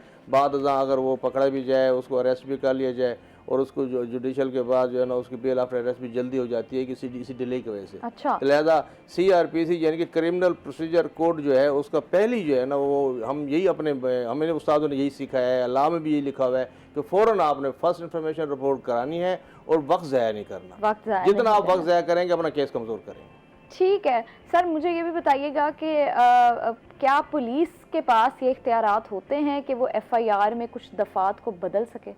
नहीं, पुलिस के ऊपर कोई इख्तियारात नहीं होते पुलिस को FIR में बदलने का। जब वक़ूअ के मुताबिक, तफ्शीशी वक़ूअ के मुताबिक, कानून के मुताबिक एक दफ़ा सेक्शन लगा दे FIR में तो वो चेंज नहीं कर सकता। अच्छा। हाँ, उसको सेक्शन अगर आप देखते हैं कि उसने FIR के में वक़ूअ के मुताबिक सेक्शन नहीं लिखे तो आप मुतलका मजिस्ट्रेट से रिजू कर सकते हैं। वहाँ आप उसकी एप्लीकेशन देंगे कि असल में वक़ूअ ये हुआ है, मुतलका SHO ने या मुतलका तफ्तीशी ने मेरी FIR में मुतलका एक्ट के मुताबिक और ऑफेंस के मुताबिक दफ़े लगाए तो दफ़ा आज़ाद किया जाए। तो वहाँ पर बहस होती है, वहाँ मजिस्ट्रेट के आर्डर से जो है ना वो दफ़ा आज़ाद किया जाता है। तफ्तीशी आज खुद नहीं कर सकता। ठीक है जी। अच्छा, हमारे साथ चूँकि एक मेकअप आर्टिस्ट, हेयर आर्टिस्ट और स्पेशलिस्ट भी मौजूद हैं तो उनसे हम बात कर लेते हैं। वैसे ये माहौल जो था वो थोड़ा बड़ा जो है वो इमोशनल भी हो रहा था और चीज़ों को बड़ा एक अजीब से रुख की तरफ लेके जा रहा था, तो मैंने कहा ज़रा माहौल को थोड़ा सा लाइट करते हैं। मुझे बताइएगा, एक तो आपने जो मेकअप किया हुआ है वो ना होने के बराबर है, यानी वो नो मेकअप लुक से भी जो है वो काफ़ी हद तक कम है, तो इसके पीछे रीज़न क्या है? इसके पीछे रीज़न ये है कि प्रोफेशनल लेवल पे जब भी आप कोई भी आप जाते हैं कहीं भी ऑफिस या वैसे भी, तो आपको इतना न्यूड मेकअप होना चाहिए कि फील भी ना हो लेकिन मेकअप भी हो। तो अच्छा। उसमें आप ब्लश ऑन करें, लाइट से लिपस्टिक लगाएं और तो हम कैसे वो लुक अचीव कर सकते हैं? मस्कारा लगा दें और एक सबसे पहले तो सन ब्लॉक है। सन ब्लॉक के बाद अगर आप मतलब कि प्रोफेशनल लेडी हैं तो उसके लिए फिर आपको क्या करना है कि एक लाइट सी BB क्रीम लें जो आपके स्किन टोन के मुताबिक हो। फिर उसके बाद हल्का सा टिंट लें और उससे आप ब्लश करें और मस्कारा और लाइट सा लिप ग्लॉस लगाएं या न्यूड सी लिपस्टिक लगाएं। अच्छा, तो वर्किंग विमेंस देखें उनके लिए तो बड़ा चैलेंजिंग होता है डेली उठना, मेकअप करना, फिर ऑब्वियसली वो तो घर को भी संभाल रही होती हैं, तो घर को देखते हुए उनके पास इतना टाइम भी नहीं होता कि वो इतना ज़्यादा मेकअप कर सकें, तैयार हो सकें। लेकिन ये ज़रूरी भी है, आपका प्रेजेंटेबल दिखना बड़ा ज़रूरी है। तो वो अपनी फाउंडेशन किस हिसाब से चूज़ कर सकती हैं? फाउंडेशन हमेशा बिल्कुल लाइट होनी चाहिए जिसका फार्मूला बहुत लाइट हो, यानी लाइट से मुराद के हैवी वेट ना हो। हाँ, बिल्कुल लाइट वेट हो, बिल्कुल लाइट वेट, क्योंकि जब फार्मूला लाइट वेट होगा तो उससे क्या होगा कि आपके फेस पे लगी भी होगी बट वो नज़र नहीं आ रही होगी, लेकिन वो एक फ्रेश लुक आपको नज़र आ रही होगी। अच्छा, बिल्कुल ऐसे ही। अच्छा, कुछ लोगों को मैंने देखा है कि वो ऑफिस में डेली जाते हुए ना आईलाइनर्स लगाते हैं और काजल भी लगा लेते हैं, तो मुझे ज़रा ये भी बताइएगा कि अगर आप प्रोफेशनली कहीं पे आप जाना चाहते हैं या आप अपने वर्क इन्वायरमेंट में जाते हैं तो क्या आप मस्कारा या आईलाइनर डेली रूटीन में लगाना मुनासिब है? नहीं, लाइनर तो नहीं मुनासिब। अगर लाइट सा मस्कारा लगा लिया जाए और एक सन ब्लॉक और साथ में BB क्रीम या ऐसा कोई फाउंडेशन जो बहुत लाइट फार्मूला में हो, यानी कि फील भी ना हो, तो न्यूड सी लिपस्टिक लगाई हो तो ये इनफ है आपके लिए रोज़ाना की रूटीन में, क्योंकि इससे आपका टाइम भी बचेगा। 5 से 10 मिनट में आप मेकअप भी कर लोगे और आप फ्रेश लुक भी होगे और आपकी पर्सनैलिटी भी अच्छी लगेगी। अच्छा जी, ठीक हो गया। मुझे बताएं कि अभी हम नो मेकअप लुक की और लाइट मेकअप की ही बात कर रहे हैं और ये वो ख़वातीन सुन लें जो वर्किंग वुमेन्स हैं, जो प्रोफेशनल्स हैं, ये उनके लिए हम बात कर रहे हैं। तो कौन से लिपस्टिक के ऐसे शेड्स हैं वो जो लगा के जा सकती हैं अपनी वर्क स्पेस पे? जैसे लाइट पिंक कलर है, लाइट पीच है, लाइट ब्राउन है, इस तरह की शेड अच्छे लगते हैं जो कि नॉर्मली आप वो ऑफिस जाते हुए आप लगा सकते हैं या फिर आप न्यूड से बिल्कुल लाइट से। ठीक है, लिप ग्लॉस लगा सकते हैं? लिप ग्लॉस भी लगा सकते हैं अगर अच्छी क्वालिटी का है जिसमें शाइन या बहुत ज़्यादा ग्लिटर इस्तेमाल चमक धमक नहीं है, उसके अंदर ग्लिटर्स नहीं है बहुत ज़्यादा। वो लगा सकते हैं मैट में हम। हो, जी बिल्कुल। अच्छा, हमारा ख़वातीन का सबसे बड़ा मसला जो है रिदा वो ये है कि हम कंप्लेन करते हैं कि हमारा मेकअप जो है वो लॉन्ग लास्टिंग नहीं है। अब ख़ास तौर पे गर्मियाँ और हमारे मुल्तान शहर की गर्मी से तो आप बखूबी कि इस गर्मी में जहाँ बंदे नहीं बच पाते वहाँ पे हम मेकअप से कैसे एक्सपेक्ट कर सकते हैं कि वो मेकअप जो है पूरा दिन लास्ट करे। तो हमें बताएं कि मेकअप को लॉन्ग लास्टिंग बनाने का तरीका क्या है। अच्छा, ये प्रोसेस क्योंकि लंबा हो जाएगा, हमारे पास वक्त थोड़ा सा कम है, तो हम ब्रेक पर चले जाते हैं। ब्रेक के बाद वापस आएंगे और आपको बताएंगे कि आप अपने मेकअप को लॉन्ग लास्टिंग किस तरह से बना सकते हैं। तो स्टे विद अस।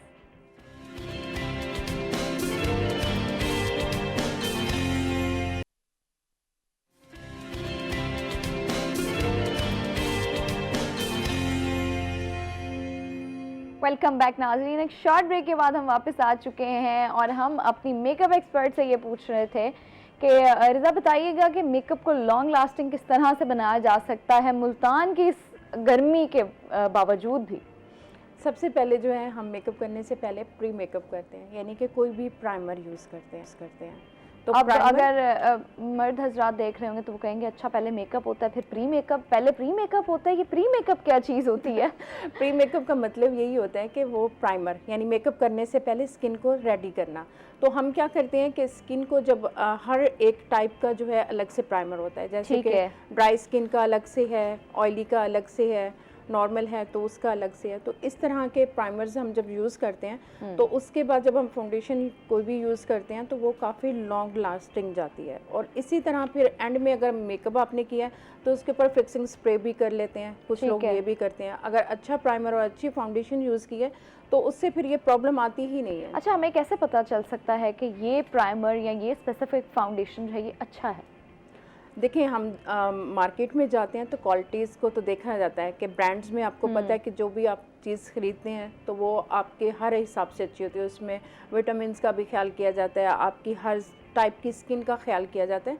बट यहाँ पे जो कि मार्केट में हम लोकल आप देखें तो बहुत सारे लोग इस चीज़ को देखते हैं कि नहीं ये तो मिल रहा तो है इसमें, तो वैसा तो है हम ले लें, लेकिन उसके फिर साइड इफ़ेक्ट ये होते हैं कि आपकी स्किन पे बहुत सारी चीज़ें एलर्जी करती हैं। इवन कि अब तो स्किन कैंसर्स तक भी हो रहे हैं कि अगर आप ऐसी प्रोडक्ट आप यूज़ करते हैं कि जो जिसका आपको पता ही नहीं है, लेकिन लाइट आपकी रिकमेंड भी नहीं हुई और आप ऐसे ही यूज़ कर लेते हैं तो उससे बहुत सारी प्रॉब्लम होती हैं। लेकिन लोगों को ये नहीं अवेयरनेस इस चीज़ की, बस वो ये कहते हैं कि बस ये बेस मिल रही है और ये चीज़ मिल रही है तो हम क्यों ना इसको यूज़ करें, कम पैसों में ये सोचते हैं कि बहुत अच्छा मिल रहा है। नहीं, ऐसा नहीं होता। जब आप प्रोडक्ट यूज़ करते हैं तो उस प्रोडक्ट में आपको ये भी देखना है कि अगर वो अच्छी प्रोडक्ट है तो उसके अंदर चीज़ें भी उसी तरह की यूज़ की। अच्छा रिदा, ये भी बताइएगा कि कॉलेज गोइंग जो ख़वातीन लड़कियां जो हमारी होती हैं, हम भी जब कॉलेज में थे तो बड़ा शौक़ था कि हम प्रेजेंटेबल लगें, खूबसूरत लगें और हम थोड़ा सा तैयार होके जाएं,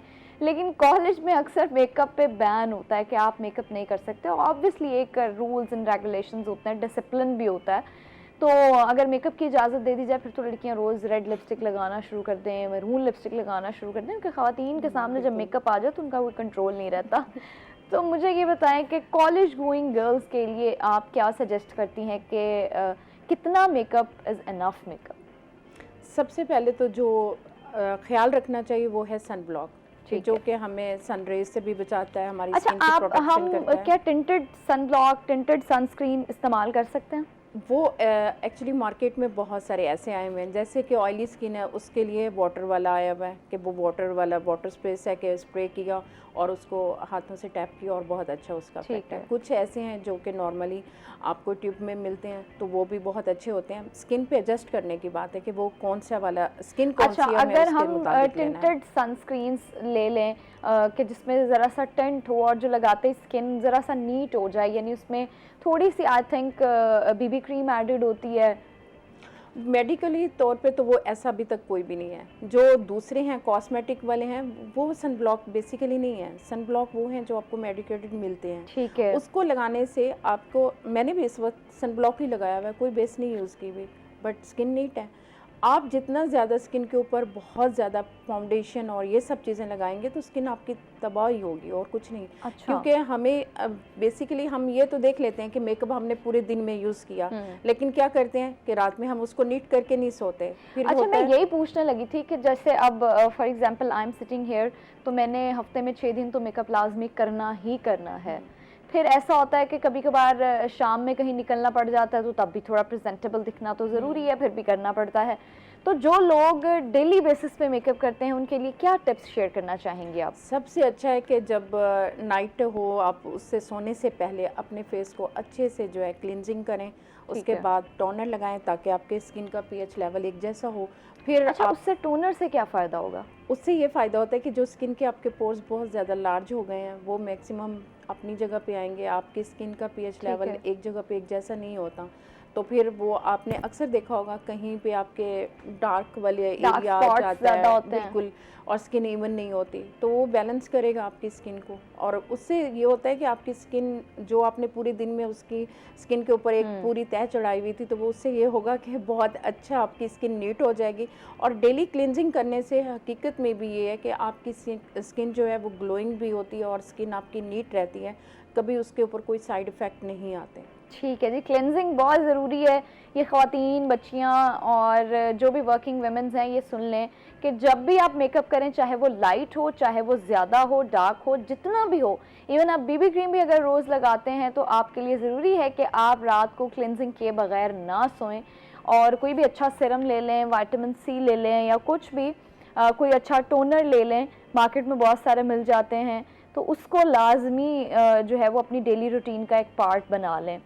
अच्छा रिदा, मुझे ये भी बताइएगा कि ऑब्वियसली स्किन टाइप हर किसी की चेंज है, फिर जैसे ही वेदर चेंज होता है तो हमारी स्किन पे भी बड़े इम्पैक्ट्स उसके ज़ाहिर होते हैं।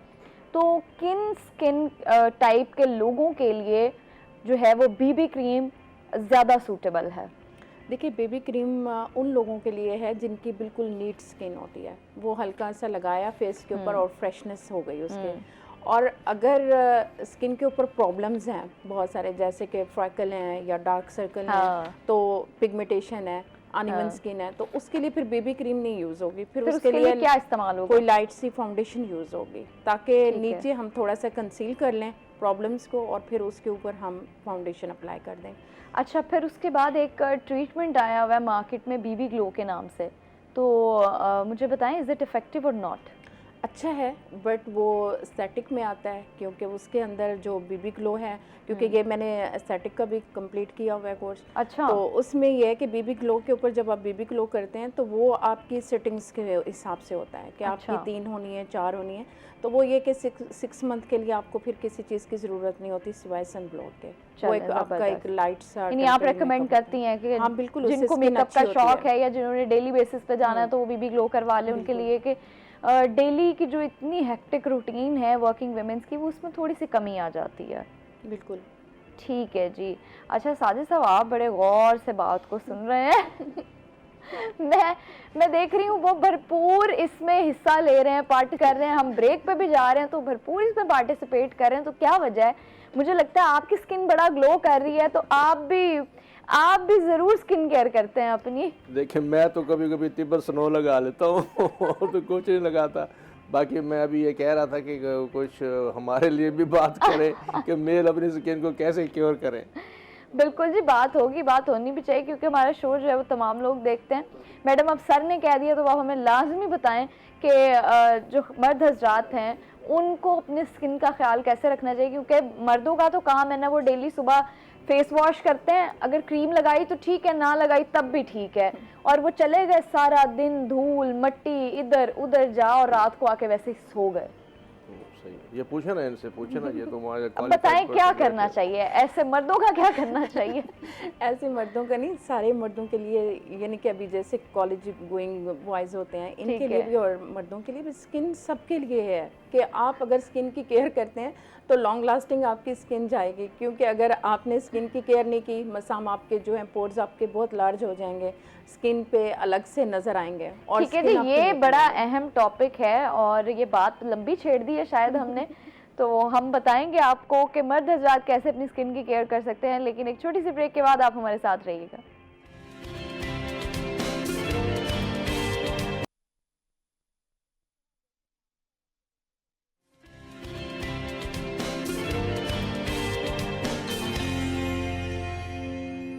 वेलकम बैक नाज़रीन। एक शॉर्ट ब्रेक के बाद हम वापस आ गए हैं। हमारे पास वक्त कम है तो रिदा हमें मुख्तसर सा जवाब दे दें कि मर्द हज़रात अपनी स्किन की केयर कैसे कर सकते हैं।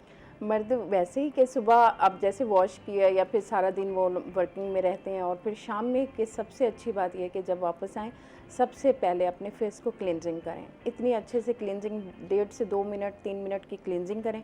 उसके बाद फिर टोनर अप्लाई करें। अगर कोई फेस सीरम यानी कि विटामिन सी अगर फेस क्लियर करना है, नीट करना है, ग्लोइंग करना है तो उसमें विटामिन सी के बहुत सारे मार्केट में हैं। सर का तो माशाल्लाह पहले ही क्लियर है और ग्लो भी और है। सबसे पानी का इस्तेमाल भी बहुत ज़्यादा ज़रूरी है क्योंकि चाहे वो ख़वातीन हो या जेंट्स। तो हो रही है कि आप जो है ना मेल के बारे में डिस्कशन कर रहे हैं, कुछ ना कुछ हमारे मर्द हज़रात भी केयर करेंगे इसी आपके टॉपिक। बिल्कुल ऐसे ही केयर करनी ज़रूरी भी है, ख़ास तौर पे जो लड़के कॉलेज जाते हैं उनके लिए भी। अच्छा सर, FIR वाले टॉपिक पर मैं वापस आती हूँ कि बड़ा अहम मौजू है। मुझे ये बताइएगा, समटाइम्स ऐसे होता है कि हम छोटी छोटी चीज़ों पे FIR दे देते हैं। बहुत सारे लोग छोटे छोटे मामलात पे FIR देते हैं, जैसे बिजली चोरी का मामला हो गया, पानी की चोरी का मामला हो गया। अच्छा, फिर गवर्नमेंट एम्प्लॉयज़ भी दे देते हैं। समटाइम्स आप देखें कुछ वार्डन्स जो हैं वो स्टूडेंट्स के खिलाफ FIR दे देते हैं। तो क्या बच्चों का फ्यूचर बर्बाद नहीं हो जाता इससे? फिर 2-2 साल 3-3 साल वो केस लटकते चले जाते हैं, तो फिर उसमें क्या मामला होता है?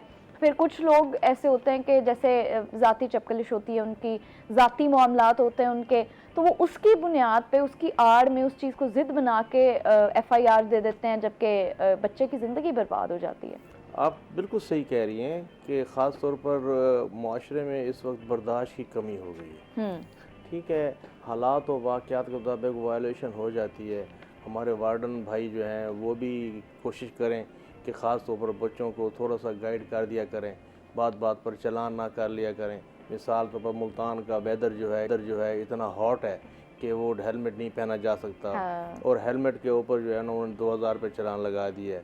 कहने का मतलब है कि अगर कानून बन गया है तो बीइंग सिटीज़न ऑफ पाकिस्तान, कानून पसंद शहरी होने के, हमें कानून पर अमल दरामद करना चाहिए। देखें, अगर जो है ना गवर्नमेंट ऑफ पंजाब ने हेलमेट की पाबंदी लगाई है तो वो बच्चों की हिफाजत के लिए लगाई है, मेल फीमेल, मगर उसको इम्प्लीमेंटेशन करने के लिए पहले जो है ना आवाम में उसकी ट्रेनिंग होनी चाहिए, उनको समझाना चाहिए ये बेटा आपकी हिफाजत के लिए। सपोज मैं देख रहा होता हूँ बाइक के ऊपर एक मेल हजरात बैठे होते हैं हमारे, उन्होंने हेलमेट पहना होता है, आगे टंकी में 2 बच्चे बैठे होते हैं, पीछे 2 फीमेल बैठी हुई है, उनके ऊपर कोई हेलमेट नहीं है। अच्छा, लेकिन समटाइम्स ऐसे भी होता है सर कि अगर कोई छोटी मोटी बहस हो गई उनके बीच में या कोई पर्सनल ग्रजेस को रखते हुए कुछ लोग दे देते हैं FIR, तो ऐसा नहीं होना चाहिए, ऐसा बिल्कुल नहीं होना चाहिए। इसलिए क्या होता क्या है इसमें पर्सनल ग्रज जो है ना वो FIR के मजमून से भी जाहिर हो जाती है। अच्छा, तो वो जो हमारे जजेस हज़रात बैठे होते हैं इसलिए वो उस ग्रज को महसूस करते हुए उसको बेल आउट भी कर देते हैं और कभी कभी उसको डिस्चार्ज भी कर देते हैं। ये ग्रज महसूस हो रही होती है। ख़ास तौर पर लेन देन के मामलात में कोशिश करनी चाहिए आपस में मिल बैठकर मामला तय हो जाए, हल कर लें। चीज़ है कि जो है ना हम फ़ौरन पुलिस को इन्वॉल्व कर दें। मैंने पहले गुजारिश की थी कि कॉन्जिबल ऑफेंस और नॉन कॉन्जिबल ऑफेंस में फ़र्क है। अगर वो काबिल दस्तंदाजी पुलिस जो है ना एक्ट हुआ है तो उसकी FIR लाजमी होगी। अगर काबिल दस्तंदाजी पुलिस एक्ट नहीं है तो FIR नहीं होगी। अब जो माशरे में मैंने जो पहले अर्ज़ किया है कि बर्दाश्त की कमी हो गई है, आपस में बर्दाश्त होना चाहिए, इज़्ज़त एहतराम होना चाहिए। और ख़ास तौर पर जो है ना ये बच्चे हैं अगर वो थोड़ी सी वायलेशन नहीं होनी चाहिए उनकी सेफ्टी के लिए, मगर वार्डन हज़रात अक्सर मैंने देखा है कि रिक्शे वाले जो है ना बेचारे रोज़ी के पीछे जो है ना वो थोड़ी सी वायलेशन कर लेते हैं। नहीं होनी चाहिए मैं कह रहा हूँ, मगर ये कानून implement with letter and spirit कर देते हैं, बेचारे खुदकुशी करने में मजबूर हो जाते हैं। इम्प्लीमेंटेशन करवाएं आप, लेकिन आपका तरीकाकार थोड़ा सा मुख्तलिफ हो, थोड़ा सा उसको बर्दाश्त करना चाहिए, देखना चाहिए। इतने महंगाई का दौर है, लोग जो है ना इतनी इन्फ्लेशन है, महंगाई के मारे जो है ना बेचारे किस तरह अपने रोज़ी पूरी कर रहे हैं, किस तरह घर चला रहे हैं। और वार्डन हजरात मिसाल के तौर पर ये भी इंतज़ामिया ने उनके ऊपर यकीन करें, वो 5, 6, 10 चलान फ़ी कांस्टेबल फ़ी ऑफिसर जो है ना वो मस्ट किया हुआ है। अच्छा, हाँ, ये भी इंफॉर्मेशन है, ऐसी कोई बात नहीं, ये इनको सबको पता है, मगर ऐसा नहीं होना चाहिए। ये जो अरबाब नहीं भाई, ये तो प्रोसेस बिल्कुल नहीं होना चाहिए। हम जहाँ हमारी गवर्नमेंट अच्छे इनिशिएटिव्स लेती है हम उनकी तारीफ भी करते हैं, लेकिन this is not valid thing कि आप अगर एक वार्डन पे ये फ़र्ज़ कर दें कि आपने दिन के 5 चालान काटने हैं, आपने दिन के 10 चालान काटने हैं, तो वो तो जाहिर है फिर ये मामला तो सामने आएंगे। ख़ास तौर पर स्कूल टाइम के ऊपर ज़रा रिलैक्स मूड होना चाहिए। मिसाल के तौर पर अगर अब मुल्तान देख लें, अगर हमारे ज़िले की चेरी चौक देखें, कितनी वहाँ पर जो है ना कंडीशन होती हम है। यहाँ से देखिए खुद दिल्ली बुकला की आते हैं। पार्किंग है, उधर जो है ना पार्किंग का मसला हमारा गवर्नमेंट ऑफ पंजाब हल नहीं कर रही। वहाँ पर जो है ना अगर बच्चे थोड़ा सा जो है ना वायलेट कर देते हैं तो चलान सर पे खड़ा हुआ है, चलान भी 2-2 हज़ार रुपये का। तो इस तरह जो है ना वो गवर्नमेंट के खिलाफ फिर वो स्टूडेंट, वो उस मुआशरे का तालिब इल्म जिस मुआशरे में वैसे ही गुर्बत जो है वो इतनी आम है, उस मुआशरे के बच्चे से आप 2000 का चलान कैसे ले सकते हैं? That is और ये आपके unjustified। फोरम से मैं ना हाई अफसर गवर्नमेंट ऑफ पंजाब से ये रिक्वेस्ट भी करूंगा कि इस चलान को अगर आपने अगर चलान काटना भी है तो उसको 200 रुपये 300 रुपये काट दें। आप जिम्मेदार शहरी अगर बनाना चाहते हैं तो आप कभी भी फोर्सफुली चीज़ें डाल नहीं सकते। आपने कौम को जिम्मेदार बनाना है तो आप इस तरीके से नहीं बना सकते, क्योंकि जहां आपको पता हो कि आपकी सोसाइटी का बच्चा, आपके सोसाइटी का शहरी जो है वो कितनी इस महंगाई के दौर में कितनी गुर्बत से गुजर रहा है, तो आप उस दौर में कैसे एक्सपेक्ट कर सकते हैं कि वो नॉर्मल सी वायलेशन पर आपको 2000 का चलान पे कर दें। अच्छा, फिर एक और मामला भी है कि आप यहाँ तो फिर हेलमेट इस तरह के बना दें कोई इन्वायरमेंटल फ्रेंडली हो। आप खुद हेलमेट पहन के देखें ज़रा 2 दिन बाहर निकल के, आपको पता चल जाएगा कि इस तपती हुई गर्मी में, इस तपती हुई धूप में जब आप अपने बच्चों को लेने के लिए आपको नहीं पता तो आप मेंटली किस सिचुएशन में है, आपको नहीं पता अगला मेंटली किस सिचुएशन में, लेकिन फिर भी वो अपने अगर ज़ाती और रोज़मर्रा के काम कर रहा है तो आप देखें, इस पे गौर करने की जरूरत है। फोरम से मैं एक चीज़ और मेंशन करना चाहता हूँ। मैंने पहले कहा है, एक मोटरसाइकिल बाइक वाला जो है ना खुद हेलमेट पहन के बैठा हुआ है, 2 बच्चे आगे बैठे हुए हैं, उसकी सेफ्टी का क्या मसला है? पीछे 2 फीमेल बैठी हैं, उनकी सेफ्टी नहीं है। तो लिहाजा पब्लिक ट्रांसपोर्ट की कमी जो है ये भी दूर किया जाए। हाँ, उसको दूर किया जाए। अगर पब्लिक ट्रांसपोर्ट होगी और अफोर्डेबल प्राइस में होनी चाहिए, बिल्कुल, तो जो हम मोटरसाइकिल जो है ना बच्चे जो है ना वो अपने निकलेंगे नहीं, वो अपने पब्लिक ट्रांसपोर्ट में जाएंगे, पब्लिक ट्रांसपोर्ट में आएंगे अपनी सेफ्टी के लिए। अच्छा साहिब साहब, ये भी बताइएगा कि अगर किसी बेगुनाह के ऊपर FIR हो जाती है और वो अरेस्ट भी हो जाता है तो उसकी रिहाई के क्या मामलात हैं, किस तरह रिहाई हासिल की जा सकती है? उसके अगर जो है ना FIR हो जाती है तो पहले उसको जब तफ्तीशी बुलाते हैं तो वो अपनी बेगुनाही साबित करेगा ना। अपनी बेगुनाही के लिए जो है ना अपने साथ जो है ना 2 विटनेस ले जाएगा। वो कहेगा कि आजकल तो वैसे जदीद फोरेंसिक दौर है, उसकी लोकेशन पुलिस जो है ना वो निकाल सकती है। वो FIR में जो वकूआ बयान किया गया है उसके मुताबिक मुलजिम के लोकेशन में मौजूद भी है कि नहीं है। तो लिहाजा अगर वो लोकेशन में मौजूद ही नहीं है, FIR में उसको गलत तौर पर इन्वॉल्व किया गया है कि वो तफ्तीशी ऑलरेडी उसको डिस्चार्ज कर देता है, उसको ऐसे ही डिस्चार्ज भी कर सकता है। अगर किसी वजह से डिस्चार्ज ना हो सके तो मजिस्ट्रेट के पास जाके डिस्चार्ज हो जाता है। वो बेगुनाह जो है ना वो FIR से जो है ना डिस्चार्ज होकर मुकदमा खत्म हो जाता है। ये भी बताएं कि क्या FIR को अदालत में चैलेंज किया जा सकता है? जी बिल्कुल, FIR क्वैशमेंट के लिए हाई कोर्ट जाना पड़ता है। अगर आपके खिलाफ कोई हाई कोर्ट में अगर कोई किसी मुतलका थाने में गलत ऑफेंस वकूअ की बुनियाद पर FIR काट दी जाए तो आप बहैसियत मुलजिम एक अबूरी जमानत कराकर FIR उधर हाई कोर्ट में चैलेंज कर दें, उसको क्वैश में चले जाएँ, ये FIR गलत है। वो जज साहब तफ्तीशी को बुला लेते हैं, हाँ भी ये वकूआ नहीं हुआ, तुमने कैसे FIR काट दिया, इसका बयान लिखो, इसको क्वैश करो। इस तरह FIR ख़त्म हो जाती है।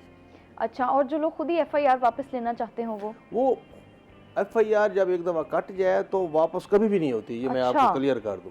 या तो हाई कोर्ट सुन लें कि FIR अगर एक दफ़ा कट जाए तो वो कभी भी वापस पुलिस का इख्तियार खत्म हो जाता है। FIR होती है 154 के तहत, CRPC 154 के तहत FIR होती है। उसके फिर 2 प्रोसीजर है, या तो उसको डिस्चार्ज रिपोर्ट बनाकर तफ्तीशी हजरात वो बजरिया मजिस्ट्रेट अदालत में पेश करते हैं, तो फिर वहाँ पर जो है ना वो जज सब फैसला करते हैं कि FIR ख़त्म करनी है या इस मुलजिम को डिस्चार्ज करना है, और आया डिस्चार्ज रिपोर्ट से एग्री करना है कि नहीं करना।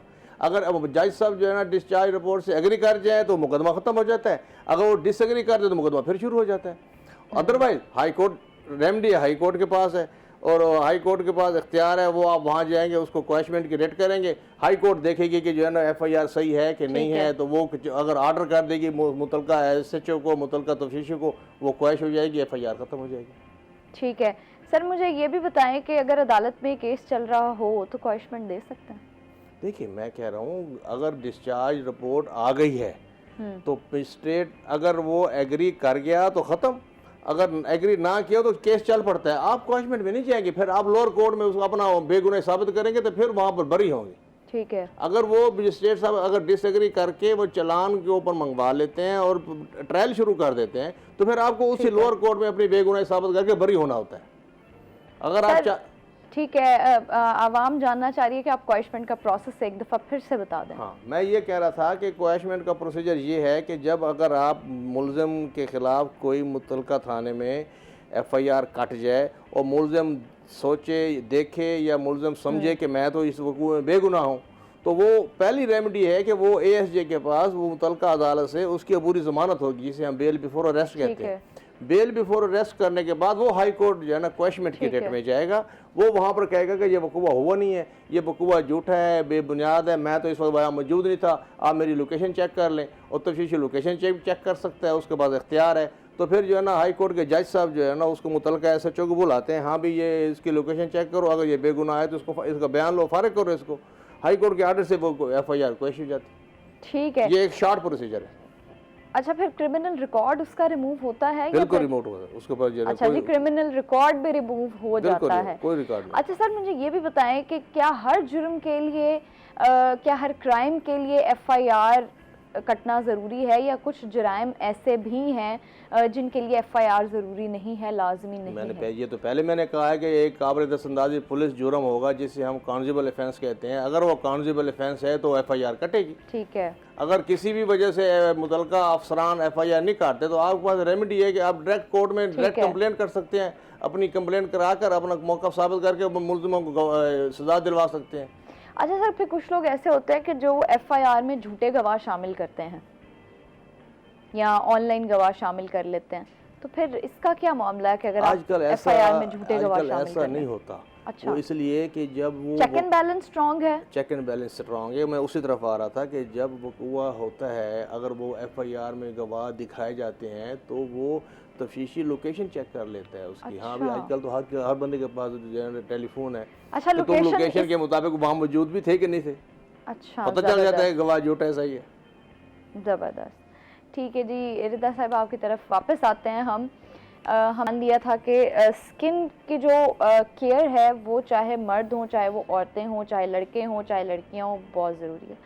अच्छा, इसके ऊपर हम मज़ीद बात करेंगे, लेकिन एक छोटी सी ब्रेक के बाद आप हमारे साथ रहिएगा।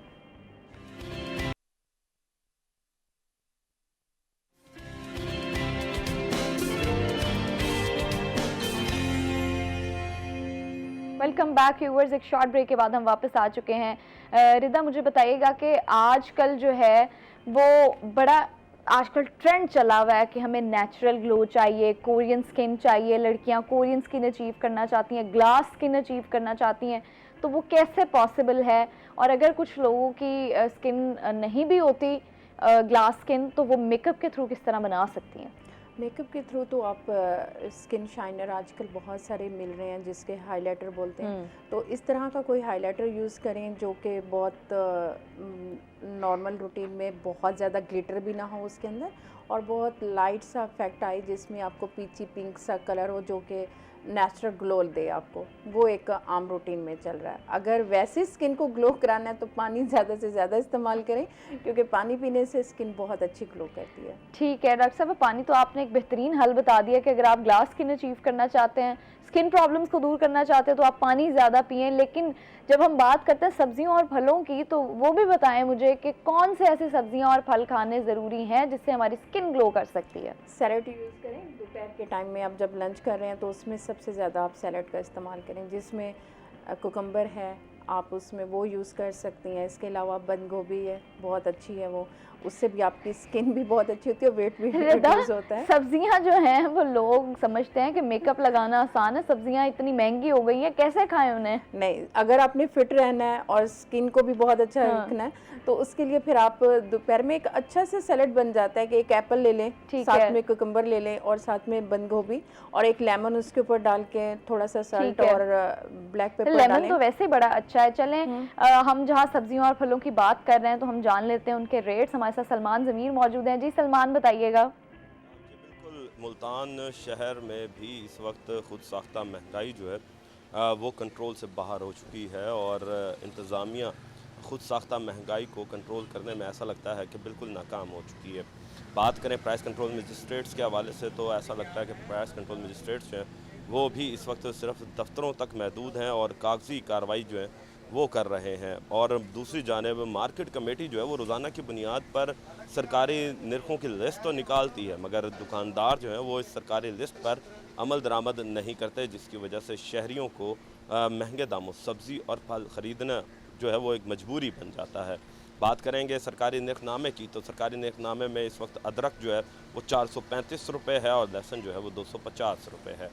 मगर मार्केट के अंदर इस वक्त अदरक जो है वो 550 तक फ़रोख्त हो रहा है और लहसुन जो है वो 300 रुपये किलो तक जो है 350 रुपये किलो तक जो है वो फ़रोख्त किया जा रहा है। बात करेंगे सरकारी निर्खनामे में आलू की, तो आलू 80, टमाटर 90 और प्याज जो है वो 52 रुपये उसका आज का रेट जो है वो मुख्तस किया गया है। मगर मार्केट के अंदर इस वक्त आलू और टमाटर जो है वो 110 रुपये तक और प्याज जो है वो 70 रुपये किलो तक जो है वो फ़रोख्त की जा रही है। सरकारी निर्खनामे में शिमला मिर्च का आज 118, बैंगन 60, करेला और खीरा 124 रुपये उसका रेट जो है वो मुकर्रर किया गया है। मगर मार्केट में इस वक्त बैंगन 70, शिमला मिर्च 160, करेला और खीरा जो है वो 135 रुपये किलो तक जो है वो फ़रोख्त किया जा रहा है।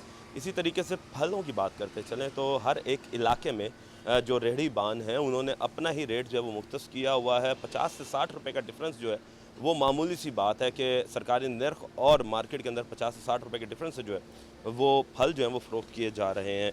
बात करेंगे सेब की, तो सेब का सरकारी निर्ख जो है वो 250 रुपये है, जबकि मार्केट में यही सेब जो है वो 350 रुपये किलो तक जो वो फ़रोख्त किया जा रहा है। इसी तरीके से आड़ू का सरकारी निर्ख जो है वो 236 रुपये है और मीठा जो है वो 102 रुपये है। मगर मार्केट के अंदर आड़ू 350 और मीठा जो है वो 130 रुपये किलो तक जो है वो फ़रोख्त हो रहा है। सरकारी निर्खनामे में आम अनवर रटोल जो है उसका 192 रुपये रेट मुख्तस है और सफ़ेद चौंसा जो है वो 214, जबकि काला चौंसा जो है वो 130 रुपये उसका रेट जो है वो मुख्तस किया गया है। मार्केट में इस वक्त आम अनवर रटोल जो है वो 220 है, सफ़ेद चौंसा 300 है, काला चौंसा 200 रुपये किलो तक जो है वो फ़रोख्त किया जा रहा है। सरकारी निर्खनामे में अंगूर की बात करते चलें तो सुंदर खानी अंगूर जो है वो 396 रुपये उसका रेट जो है वो आज मुख्तस किया गया है और केला जो है वो 140 रुपये दर्जन उसका रेट जो मुख्तस किया गया है। मगर मार्केट के अंदर इस वक्त अंगूर सुंदर खानी जो है वो 600 रुपये किलो तक जो है फ़रोख्त हो रहा है। और बहुत शुक्रिया सलमान, आपने हमें वेजिटेबल्स के और फ्रूट्स के रेट बताएं। देखें रिदा, अगर 350 रुपये किलो सेब मिल रहे हैं और 135 रुपये किलो खीरा मिल रहा है तो कैसे हम सैलड खा सकते हैं?